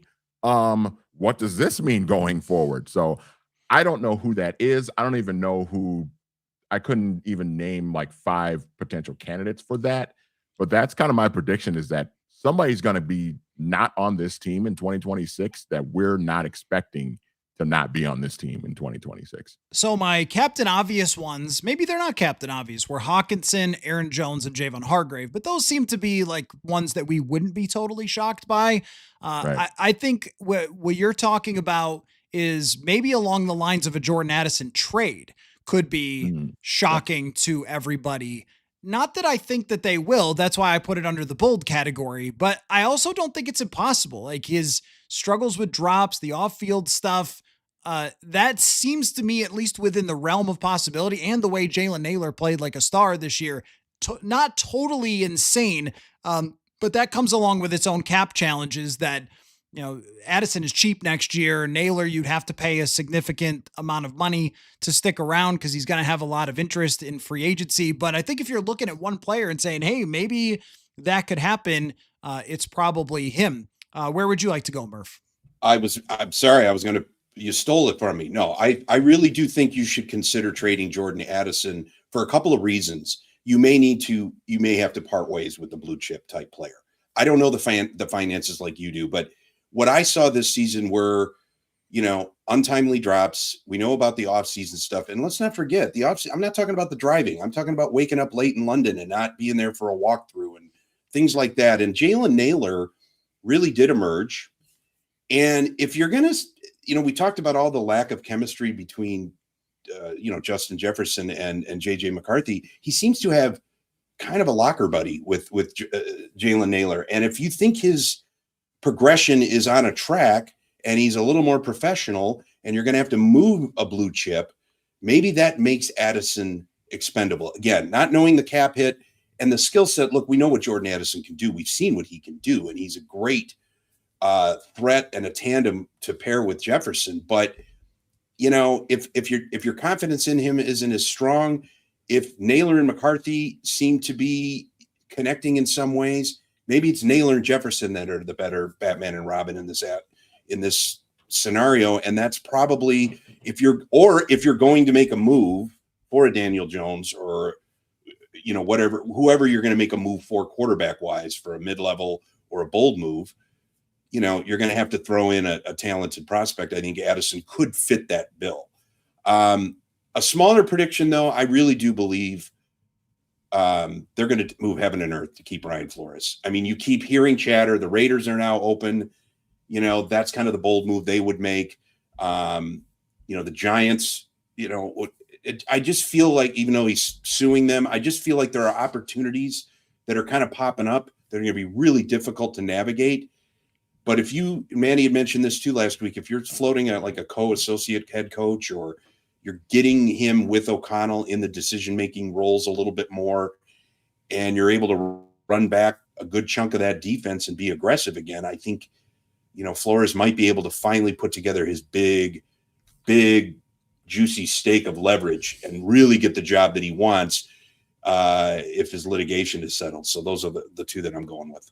All right, let me get a quick ad read in here, and then we will talk more about Brian Flores and make our predictions for his very near future. But first, talking about the near future, it's 2026, my friends, and I'm sure that if you are hiring for your company, that you've got some new challenges and things you're looking forward to in 2026 and might have to add some folks to your roster. So check out ZipRecruiter with new goals in 2026. If you're looking to add to that roster, you can conquer those challenges and achieve your hiring goals by using ZipRecruiter, and you can try it right now for free at ziprecruiter.com/audio. It's not your regular old job website. There's lots of tools and data that you can use to your advantage. You can find out right away how many job seekers are in your area that are qualified for your role, for example, and it will use its matching technology to help you work fast to find the top talent. Let ZipRecruiter help you find the best people for all your roles. 4 out of 5 employers who post to ZipRecruiter get a quality candidate in the first day. So see for yourself. Use this web address, ziprecruiter.com/audio, to try it for free. Again, that's ziprecruiter.com/audio, the smartest way to hire. So, Manny, I want your prediction for Brian Flores and where he ends up. I think he is going to be the next head coach of the Las Vegas Raiders. It just seems to make a lot of sense. Now they've got to figure out who's going to play quarterback for them. That front office, they're going to have the number 1 overall pick. So, Fernando Mendoza, Dante Moore, maybe, I don't know. We'll see how that kind of plays out. But I think with the Tom Brady connection there, it seems to make a lot of sense. It's a heritage franchise, a franchise with a lot of history. Now, recent history hasn't been great. But again, to your point that you made a lot about with him and, potentially going to Dallas as a defensive coordinator, turns that defense around, and it's the Dallas Cowboys. There's a lot of eyes on that. What if you become the head coach of the Las Vegas Raiders and you turn things around there and you turn them over the next few years into a Super Bowl contender because you figure out the quarterback position, your strength is defense, and you turn that defense into, a great, unit that leads the National Football League. And all of a sudden the Raiders are contending for Super Bowls, and they're in one of the most popular cities, markets in the world, in Las Vegas. There's going to be so many eyes on that as well. And, when you think about the Raiders, there's an opportunity here where if they play their cards right, they get the right coach, get the quarterback, you start to build this roster a little bit more. That division, with older head coaches in that division, I mean, Kansas City, they still have Mahomes, obviously, but what is their next couple of years going to look like? Denver seems to have a window right now with Bo Nix, but how much better does Bo Nix actually get? How much longer does Sean Payton really want to coach? And then the Chargers are kind of a team that is good and they're well coached by Jim Harbaugh, but what's the actual ceiling on that type of team? So if you're the Raiders and you play your cards right, you can have a chance to really do this the right way and suddenly find yourself into some serious contention. Again, if you play your cards right. And I think that's a big opportunity for Brian Flores to take a swing at that. So, Murph, you've said that you think that the Wilfs go, sell a couple of real estate things and try to keep Brian Flores. I want you to break it down into percentages, though. Percentage chance that he's back in Minnesota as the DC, percentage chance that he's somewhere else as a DC, percentage chance that he's a head coach anywhere. Try to get it to add up to 100. Yeah. Okay. There's some zeros. That's an even number, right? I'm going to go in that he's coming back, maybe 30%, 35%, a third. Maybe a little bit less I think if he's going to be a defensive coordinator, it's going to be here. I think the one thing it'll be tough for the Wilfs to overcome or come over the top on with an offer, either as a contract or here's a slew of condos on the Jersey Shore. I think it's going to be more difficult if he gets a head coaching opportunity. And in the Raiders as well, obviously there's a ton of steam out there today. being driven by Tom Brady, people associated with Tom Brady, people in contact with people who know Tom Brady, that he and Brian Flores have had a really good relationship. Flores tried to get him down to Miami. He was his DC back in the day when Brady was wrapping up. So there is that connection. And there's they have the number 1 overall pick. They have Max Crosby, which, by the way, that front office is going to have to do some serious damage control to convince him that they're on the right track after how they kind of just shoved him aside at the end of the season and not play. So there's that intrigue. And it's also the Raiders. And if any team for the last 45, 50 years has been sticking its thumb in the eye of the NFL on anything litigation-wise, it's the Raiders. And they would be the kind of bold head coach. They were the first coach to hire an African-American head coach. Art Shell 35 years ago, Mark Davis's old man sued the league several times to move to LA to get out of certain deals. It would be just like the Raiders to say, you know what? He's the hottest ticket in town. We've got something converging here with the number 1 overall pick. It's Vegas. It's hot. It's young. It's sexy. So is Flores. This is our moment. I don't care what the Mara family thinks because they're suing him. We're going to go this way. So I would say if he's going to be a head coach, it's going to be in Vegas. If he's going to be a DC, it'll still be in Minnesota. That is true that if you're suing the league, the Raiders say, come on in, join us. Like we've done this a few times. Or if you're already in jail or have been to jail, if you're hanging out at biker bars, I mean, the Raiders take all comers. Yes, that is quite true. I also think that it is worth saying time and time again, not just that he knows Brady, but I believe that they share philosophies of a little bit of yesteryear in the NFL. And I only mean like about 15 years ago, but the league is overhauled quite a bit. And even the way that coaches coach, which is a little bit more toward the everyone is so wonderful and we're going to be a little more on the positive side. The Kevin O'Connell is more of the positive type of modern coach that everyone's following along with, which I don't personally mind, but Flores, I think, comes with a edge to him and an accountability factor to him that not everyone is comfortable with, which is why we've seen some of the younger players, I think, not survive here. I think he sets an extremely high standard, but with his defenses in Miami, he got there. They're the worst defense in the league. 2 years later, they're elite. Gets to the Minnesota Vikings. 1 year later, they're average. 2 years later, they're elite. I mean, this is a pattern that is undeniable of him building it in his vision. You mentioned Max Crosby. Max Crosby's on the older side, but you could trade him for what? A first round pick to a desperate team? Mm-hmm. I'm sure that you could. If you are Flores and you adopt the number 1 quarterback, and that'll be a big question, I'm sure, but you take on the number 1 quarterback, you hand that to Brian Dable, who's formerly of the Patriots land, bring him in to handle the quarterback.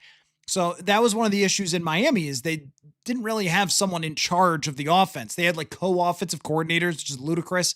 So it was a little bit of a circus there, but I think that fits the best of anything. And then the Dallas thing, I like 30% because I think that I'm a little closer to 50 because, if he doesn't get one of these head coaching jobs, if it's not the Raiders, it's hard to see it happening. So I think there's only one team that makes complete sense for me.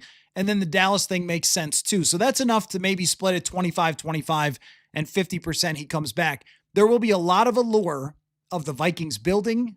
And if you look around this defense, okay, Harrison Smith is probably going to retire. But who else are you losing, really? I mean, you've got the defense in your vision. Maybe Hargrave's not back, but other than that, it's the defense of your vision. And even one shout out we should give to Flores and the front office for getting the guy is Isaiah Rodgers, who finished the season as a top 20 cornerback by PFF, played 920 something snaps for this team. That was a great signing. I mean, that's an A+ signing. That's the best PFF grade for a corner for the Vikings, I think, since Xavier Rhodes, maybe, or even Terrence Newman might have had one of those years. So he's got all his guys. It might be just come down to the Wilfs have to make that happen. Where else shall we go with this? I can give you guys another couple of my predictions and you can react to them. And then I want to get some thoughts on, let me give you let's see here. My draft predictions. And this is a little farther down the road because we're already skipping over free agency. I'm not expecting it to be the most exciting free agency, In fact, I threw out the name Alohi Gilman. So if that's where we're at with that, that's a safety for the Ravens. It's not going to be one of those free agencies, I think, for the Vikings. But Manny, what would you like to see them do in terms of a draft strategy for this year? They have drafted, even though people don't act like it, successfully in the first round several years in a row with Jordan Addison, Dallas Turner, who had, by the end of the season, the accumulation, a very good season. And then Donovan Jackson, who I was just talking with Will Fries and Brian O'Neill today. They're raving about Donovan Jackson's performance this year. Where do you think that they should go? Offense, defense, trade up, trade down? Like sitting here right now, what would you like to see them do in the draft? Couple different angles that they could go. I think it kind of depends on maybe other moves that they might make. I mean, you guys mentioned potentially trading Jordan Addison. You know, if you move on from Jordan Addison, you get some draft capital back for him. You know, I don't think you can go wrong with drafting another wide receiver. You know, if you're gonna trade away Jordan Addison and then you might lose Jalen Naylor to free agency, you might have to invest that first round pick into a wide receiver just to keep some pressure off of Justin Jefferson.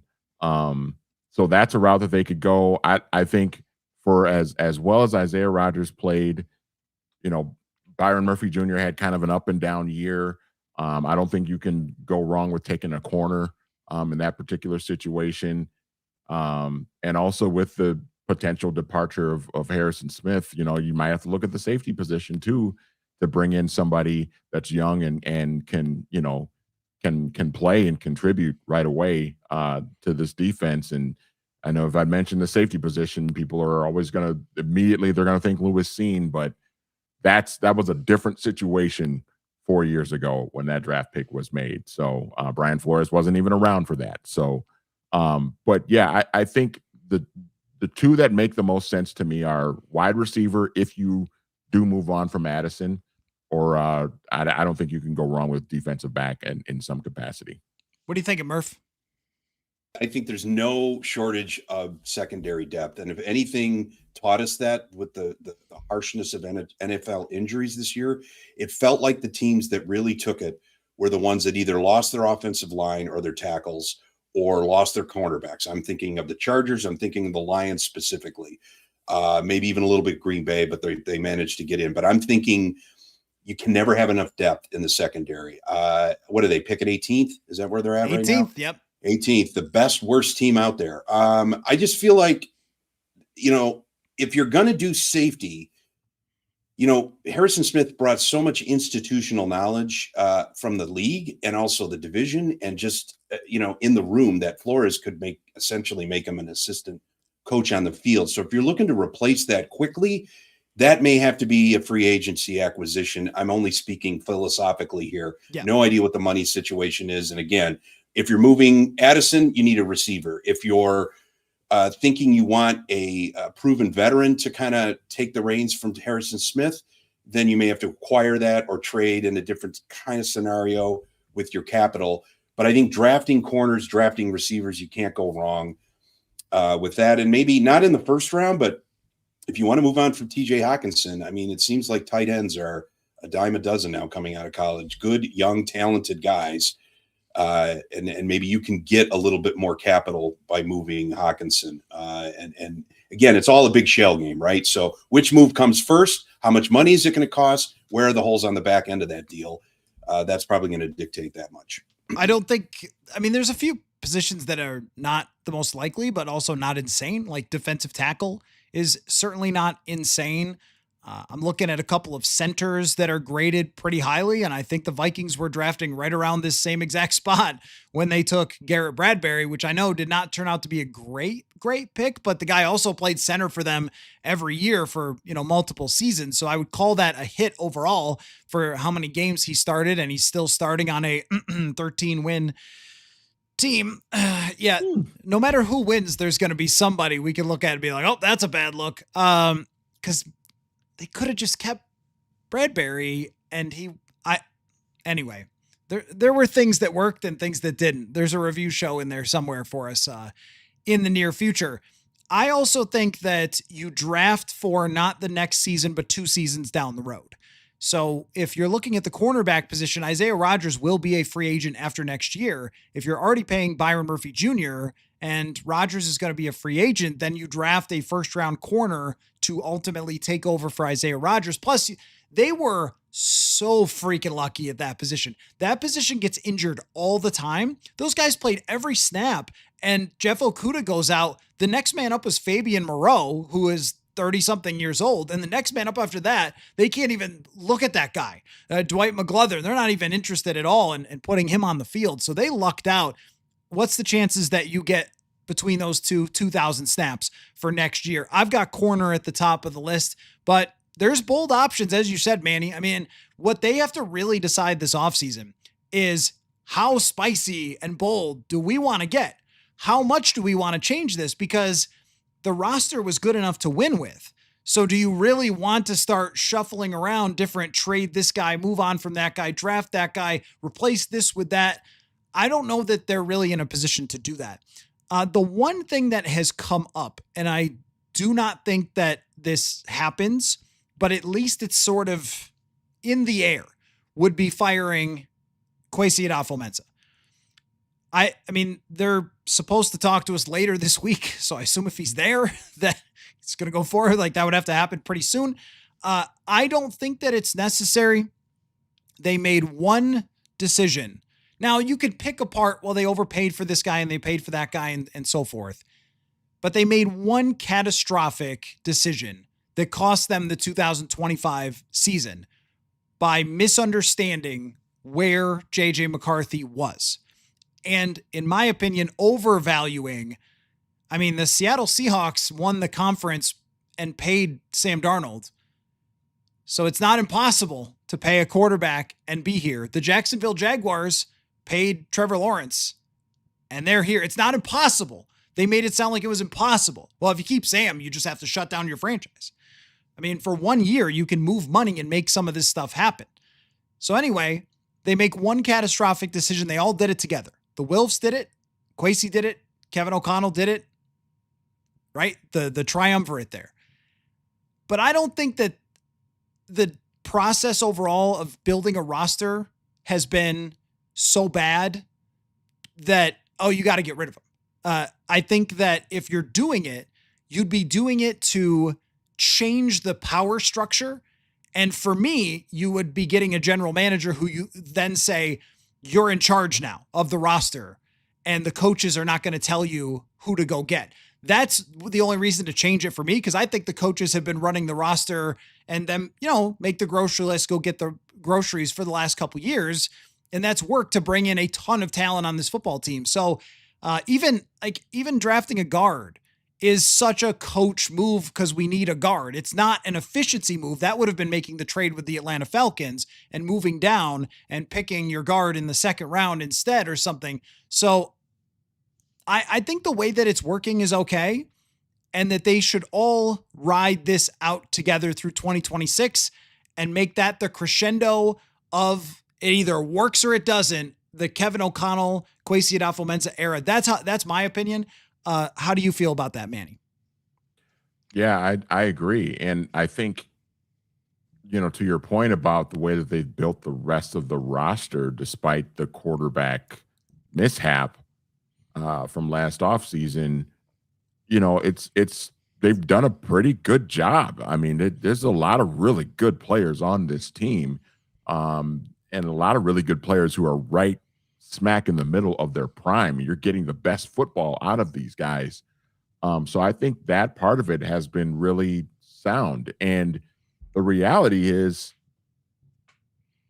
we could speculate about what they're going to do with the quarterback position. If they figure it out one way or the other, if J.J. McCarthy makes a huge leap and becomes the starting quarterback and the franchise quarterback that they envisioned him to be a year ago at this time, or if they make a trade for, a Mac Jones, or, they find a way to get Kyler Murray, they make a big swing and get Joe Burrow and bring him in there, or Lamar Jackson, and it works, and they win 12 or 13 games, and they go to the NFC Championship game, or dare I say even the Super Bowl next year, then everything's going to be fine and everybody's going to be happy and everybody's going to be able to keep their jobs.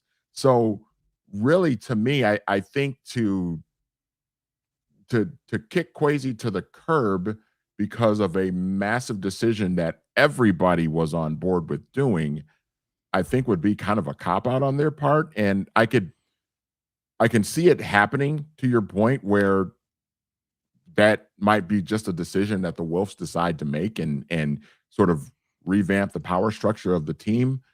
But again, you're in a lot of ways, one decision derailed a 2025 season. One decision could send the 2026 season right in the direction that you want it to go. Obviously, you have to get it right. And I think with the potential for that, whatever they do, potentially being the right move, if it works out, I think it would be, a potential mistake to hit a panic button and say, well, we got to get this guy out because of one decision that pretty much everybody in a position of power was on board with a year ago. Let me make a metaphor. If you've ever ridden it out with a Netflix show or Amazon Prime show or Apple, whatever show, or whoever wants to sponsor my show.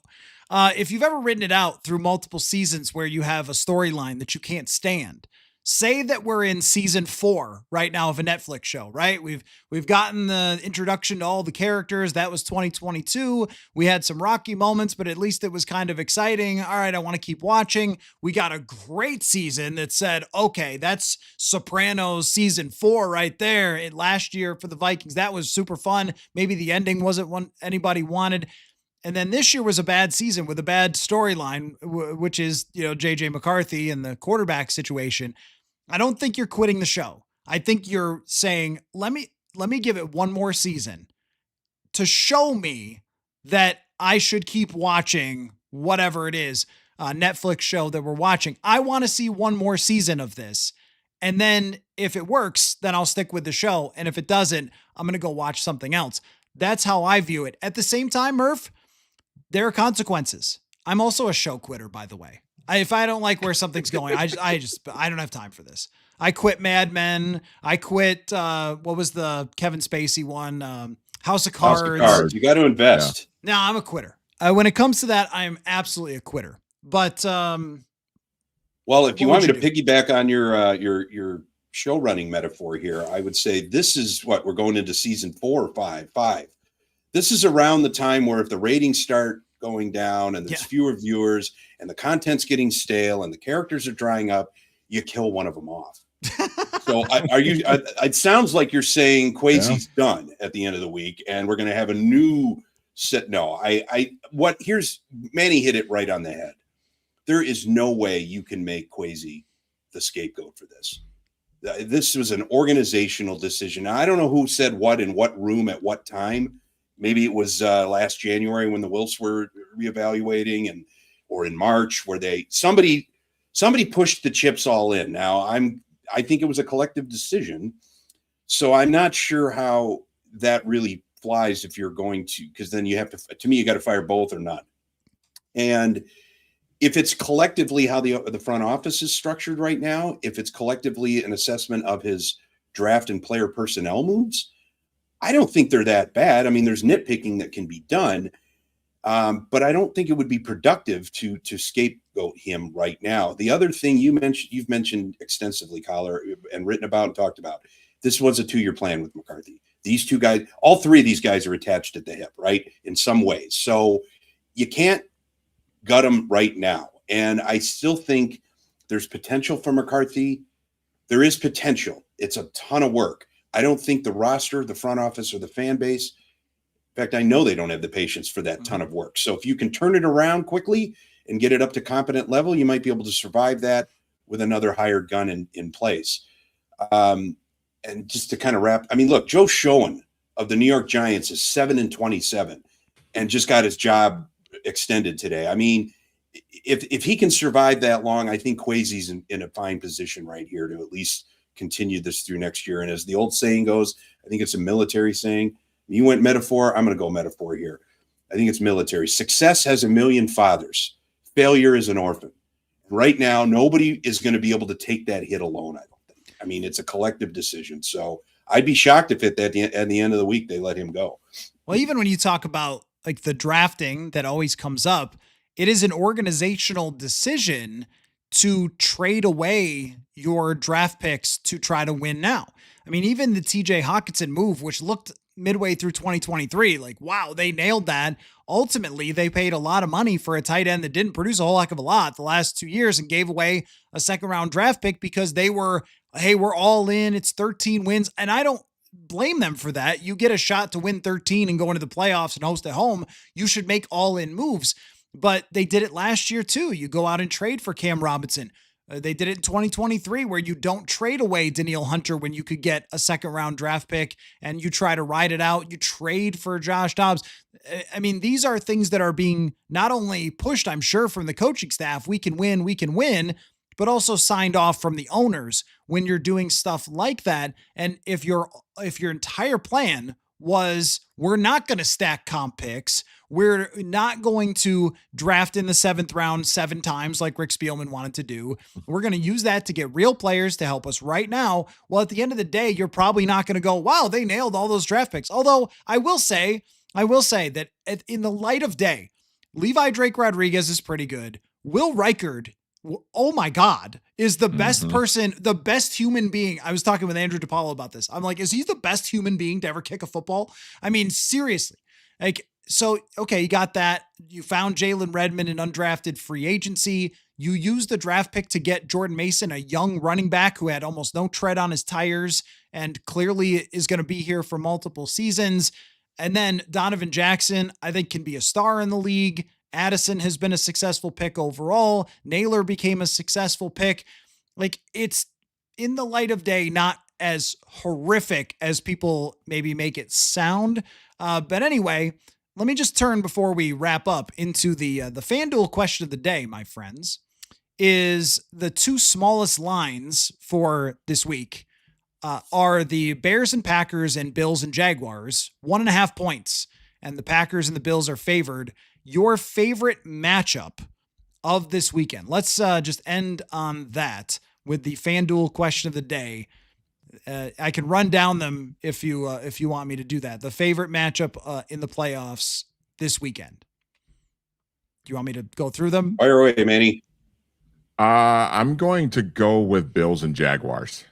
That's the one that I'm like getting my popcorn out for, man. I mean, that is Josh Allen, sort of a one-man band this year for the Bills, and that terrific Jaguars defense, and just the job that Liam Cohen has done with that team.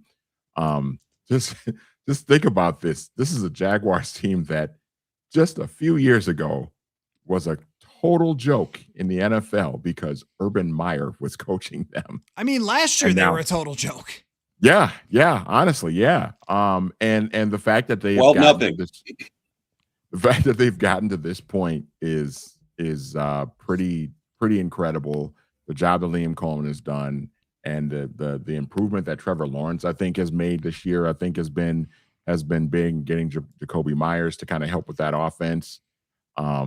It's been fun, and it's been fun to watch. And the Buffalo Bills, just, we talked about this, Coller. This is the year. If the Bills are gonna do it, there's no Mahomes, there's no Lamar, there's no Joe Burrow blocking Josh Allen from sort of fulfilling his destiny that everybody thinks that he is supposed to be able to achieve. If it's not going to happen this time for the Buffalo Bills, when the hell is it? And I can't wait to see how it plays out. What do you got, Murph? You want me to give you mine first and let you think? No, I love it. I love the idea of the Bills finally fulfilling their destiny. I think we all do. The game, though, that I'm really kind of getting the popcorn ready for is, I believe, the late game on Sunday. It's the 49ers at the Eagles. I just feel like here's a couple of old warrior teams of the NFC have overcome a lot. Both teams this year, a lot of self-doubt, a lot of self-inflicted doubt, a lot of drama, a lot of injuries. And yet I feel like this is probably going to be the hardest, maybe the most physical game, and maybe the closest game. And anybody, any team that goes into Philadelphia in January, it's always a circus. I really admire what Kyle Shanahan's been able to do. He may get a few shout outs for coach of the year. It might be Vrabel's going away, but I just feel like Shanahan has always dealt a really crappy set of circumstances throughout the season, whether it's injuries, personnel, feuds, just stuff that most NFL coaches just don't survive sometimes. He doesn't survive, he thrives. And I love that they're doing it with Purdy, although I know he's banged up. I love that Philadelphia, as much as I don't like per se the Eagles in general, I like how they persevere. So I'm kind of looking for like it's this old school NFC clash that I think is really going to come down to physical play and probably a late mistake. I became quite familiar with what it's like in January in Philadelphia in 2017, when I recall going on the radio with Judd Zulgad and warning Vikings fans. Like as an East Coaster originally, I said, don't do it. Do not wear your horns. Do not bring your little gala horns. Do not dress in toe-to-toe purple with your Randy Moss jersey. Just don't do it. Just wear jeans and a jacket and just go into the game. And then no, they didn't. And it was a violent atmosphere that night in Philadelphia. But I will say, a home playoff game in Philadelphia, they have the craziest fans in the NFL. It feels like walking back into the 90s because you just don't have this atmosphere anymore. Everything's become like family friendly, and that's so much better for society. And it's so much better for people who bring their kids to games and everything. But there's a little bit of me every time I go there where I'm like, oh, this is football. Like, this is walking into the Lions' den here. And this is why we watch Fight Club every time it comes on. That's you right. don't want to admit it, but it's it's wrong, but there's a little bit of you that's like, oh man, this is crazy. They also smack the press box, like the people who sit in front of it. They like whack the right in front of the press box. So the game's going on and it's a big moment, and that's like they're making noise by smashing the on the press box. It's kind of crazy, but anyway, I love that one. I feel like we've left out a pretty key matchup here, and that is Packers and Bears. I just didn't want to be a cliche. I don't mind being a cliche here. This one, I want to paste myself to the couch for all 3.5 hours or whatever it takes. Green Bay Packers at Chicago Bears. They're 1.5 point favorites on FanDuel. The other game that you mentioned, the Eagles are favored by 4.5 on FanDuel over the San Francisco 49ers at home. There's every one of these could go any direction, probably except for Rams at Panthers, but the Panthers did beat the Rams this year, and you just never know. Bryce Young is either great or terrible, and he's at home, which is so stupid. Hey, how the turntables, though, right? Like last year, the Rams benefit from this, and then now irony is not dead in the National Football League. Manny Hill, Brian Murphy, great stuff all year long, reacting to games, breaking it down, what it means. We had to fight through some rough football throughout this season to get to the end. So I appreciate you guys very much with the roundtables throughout this entire year.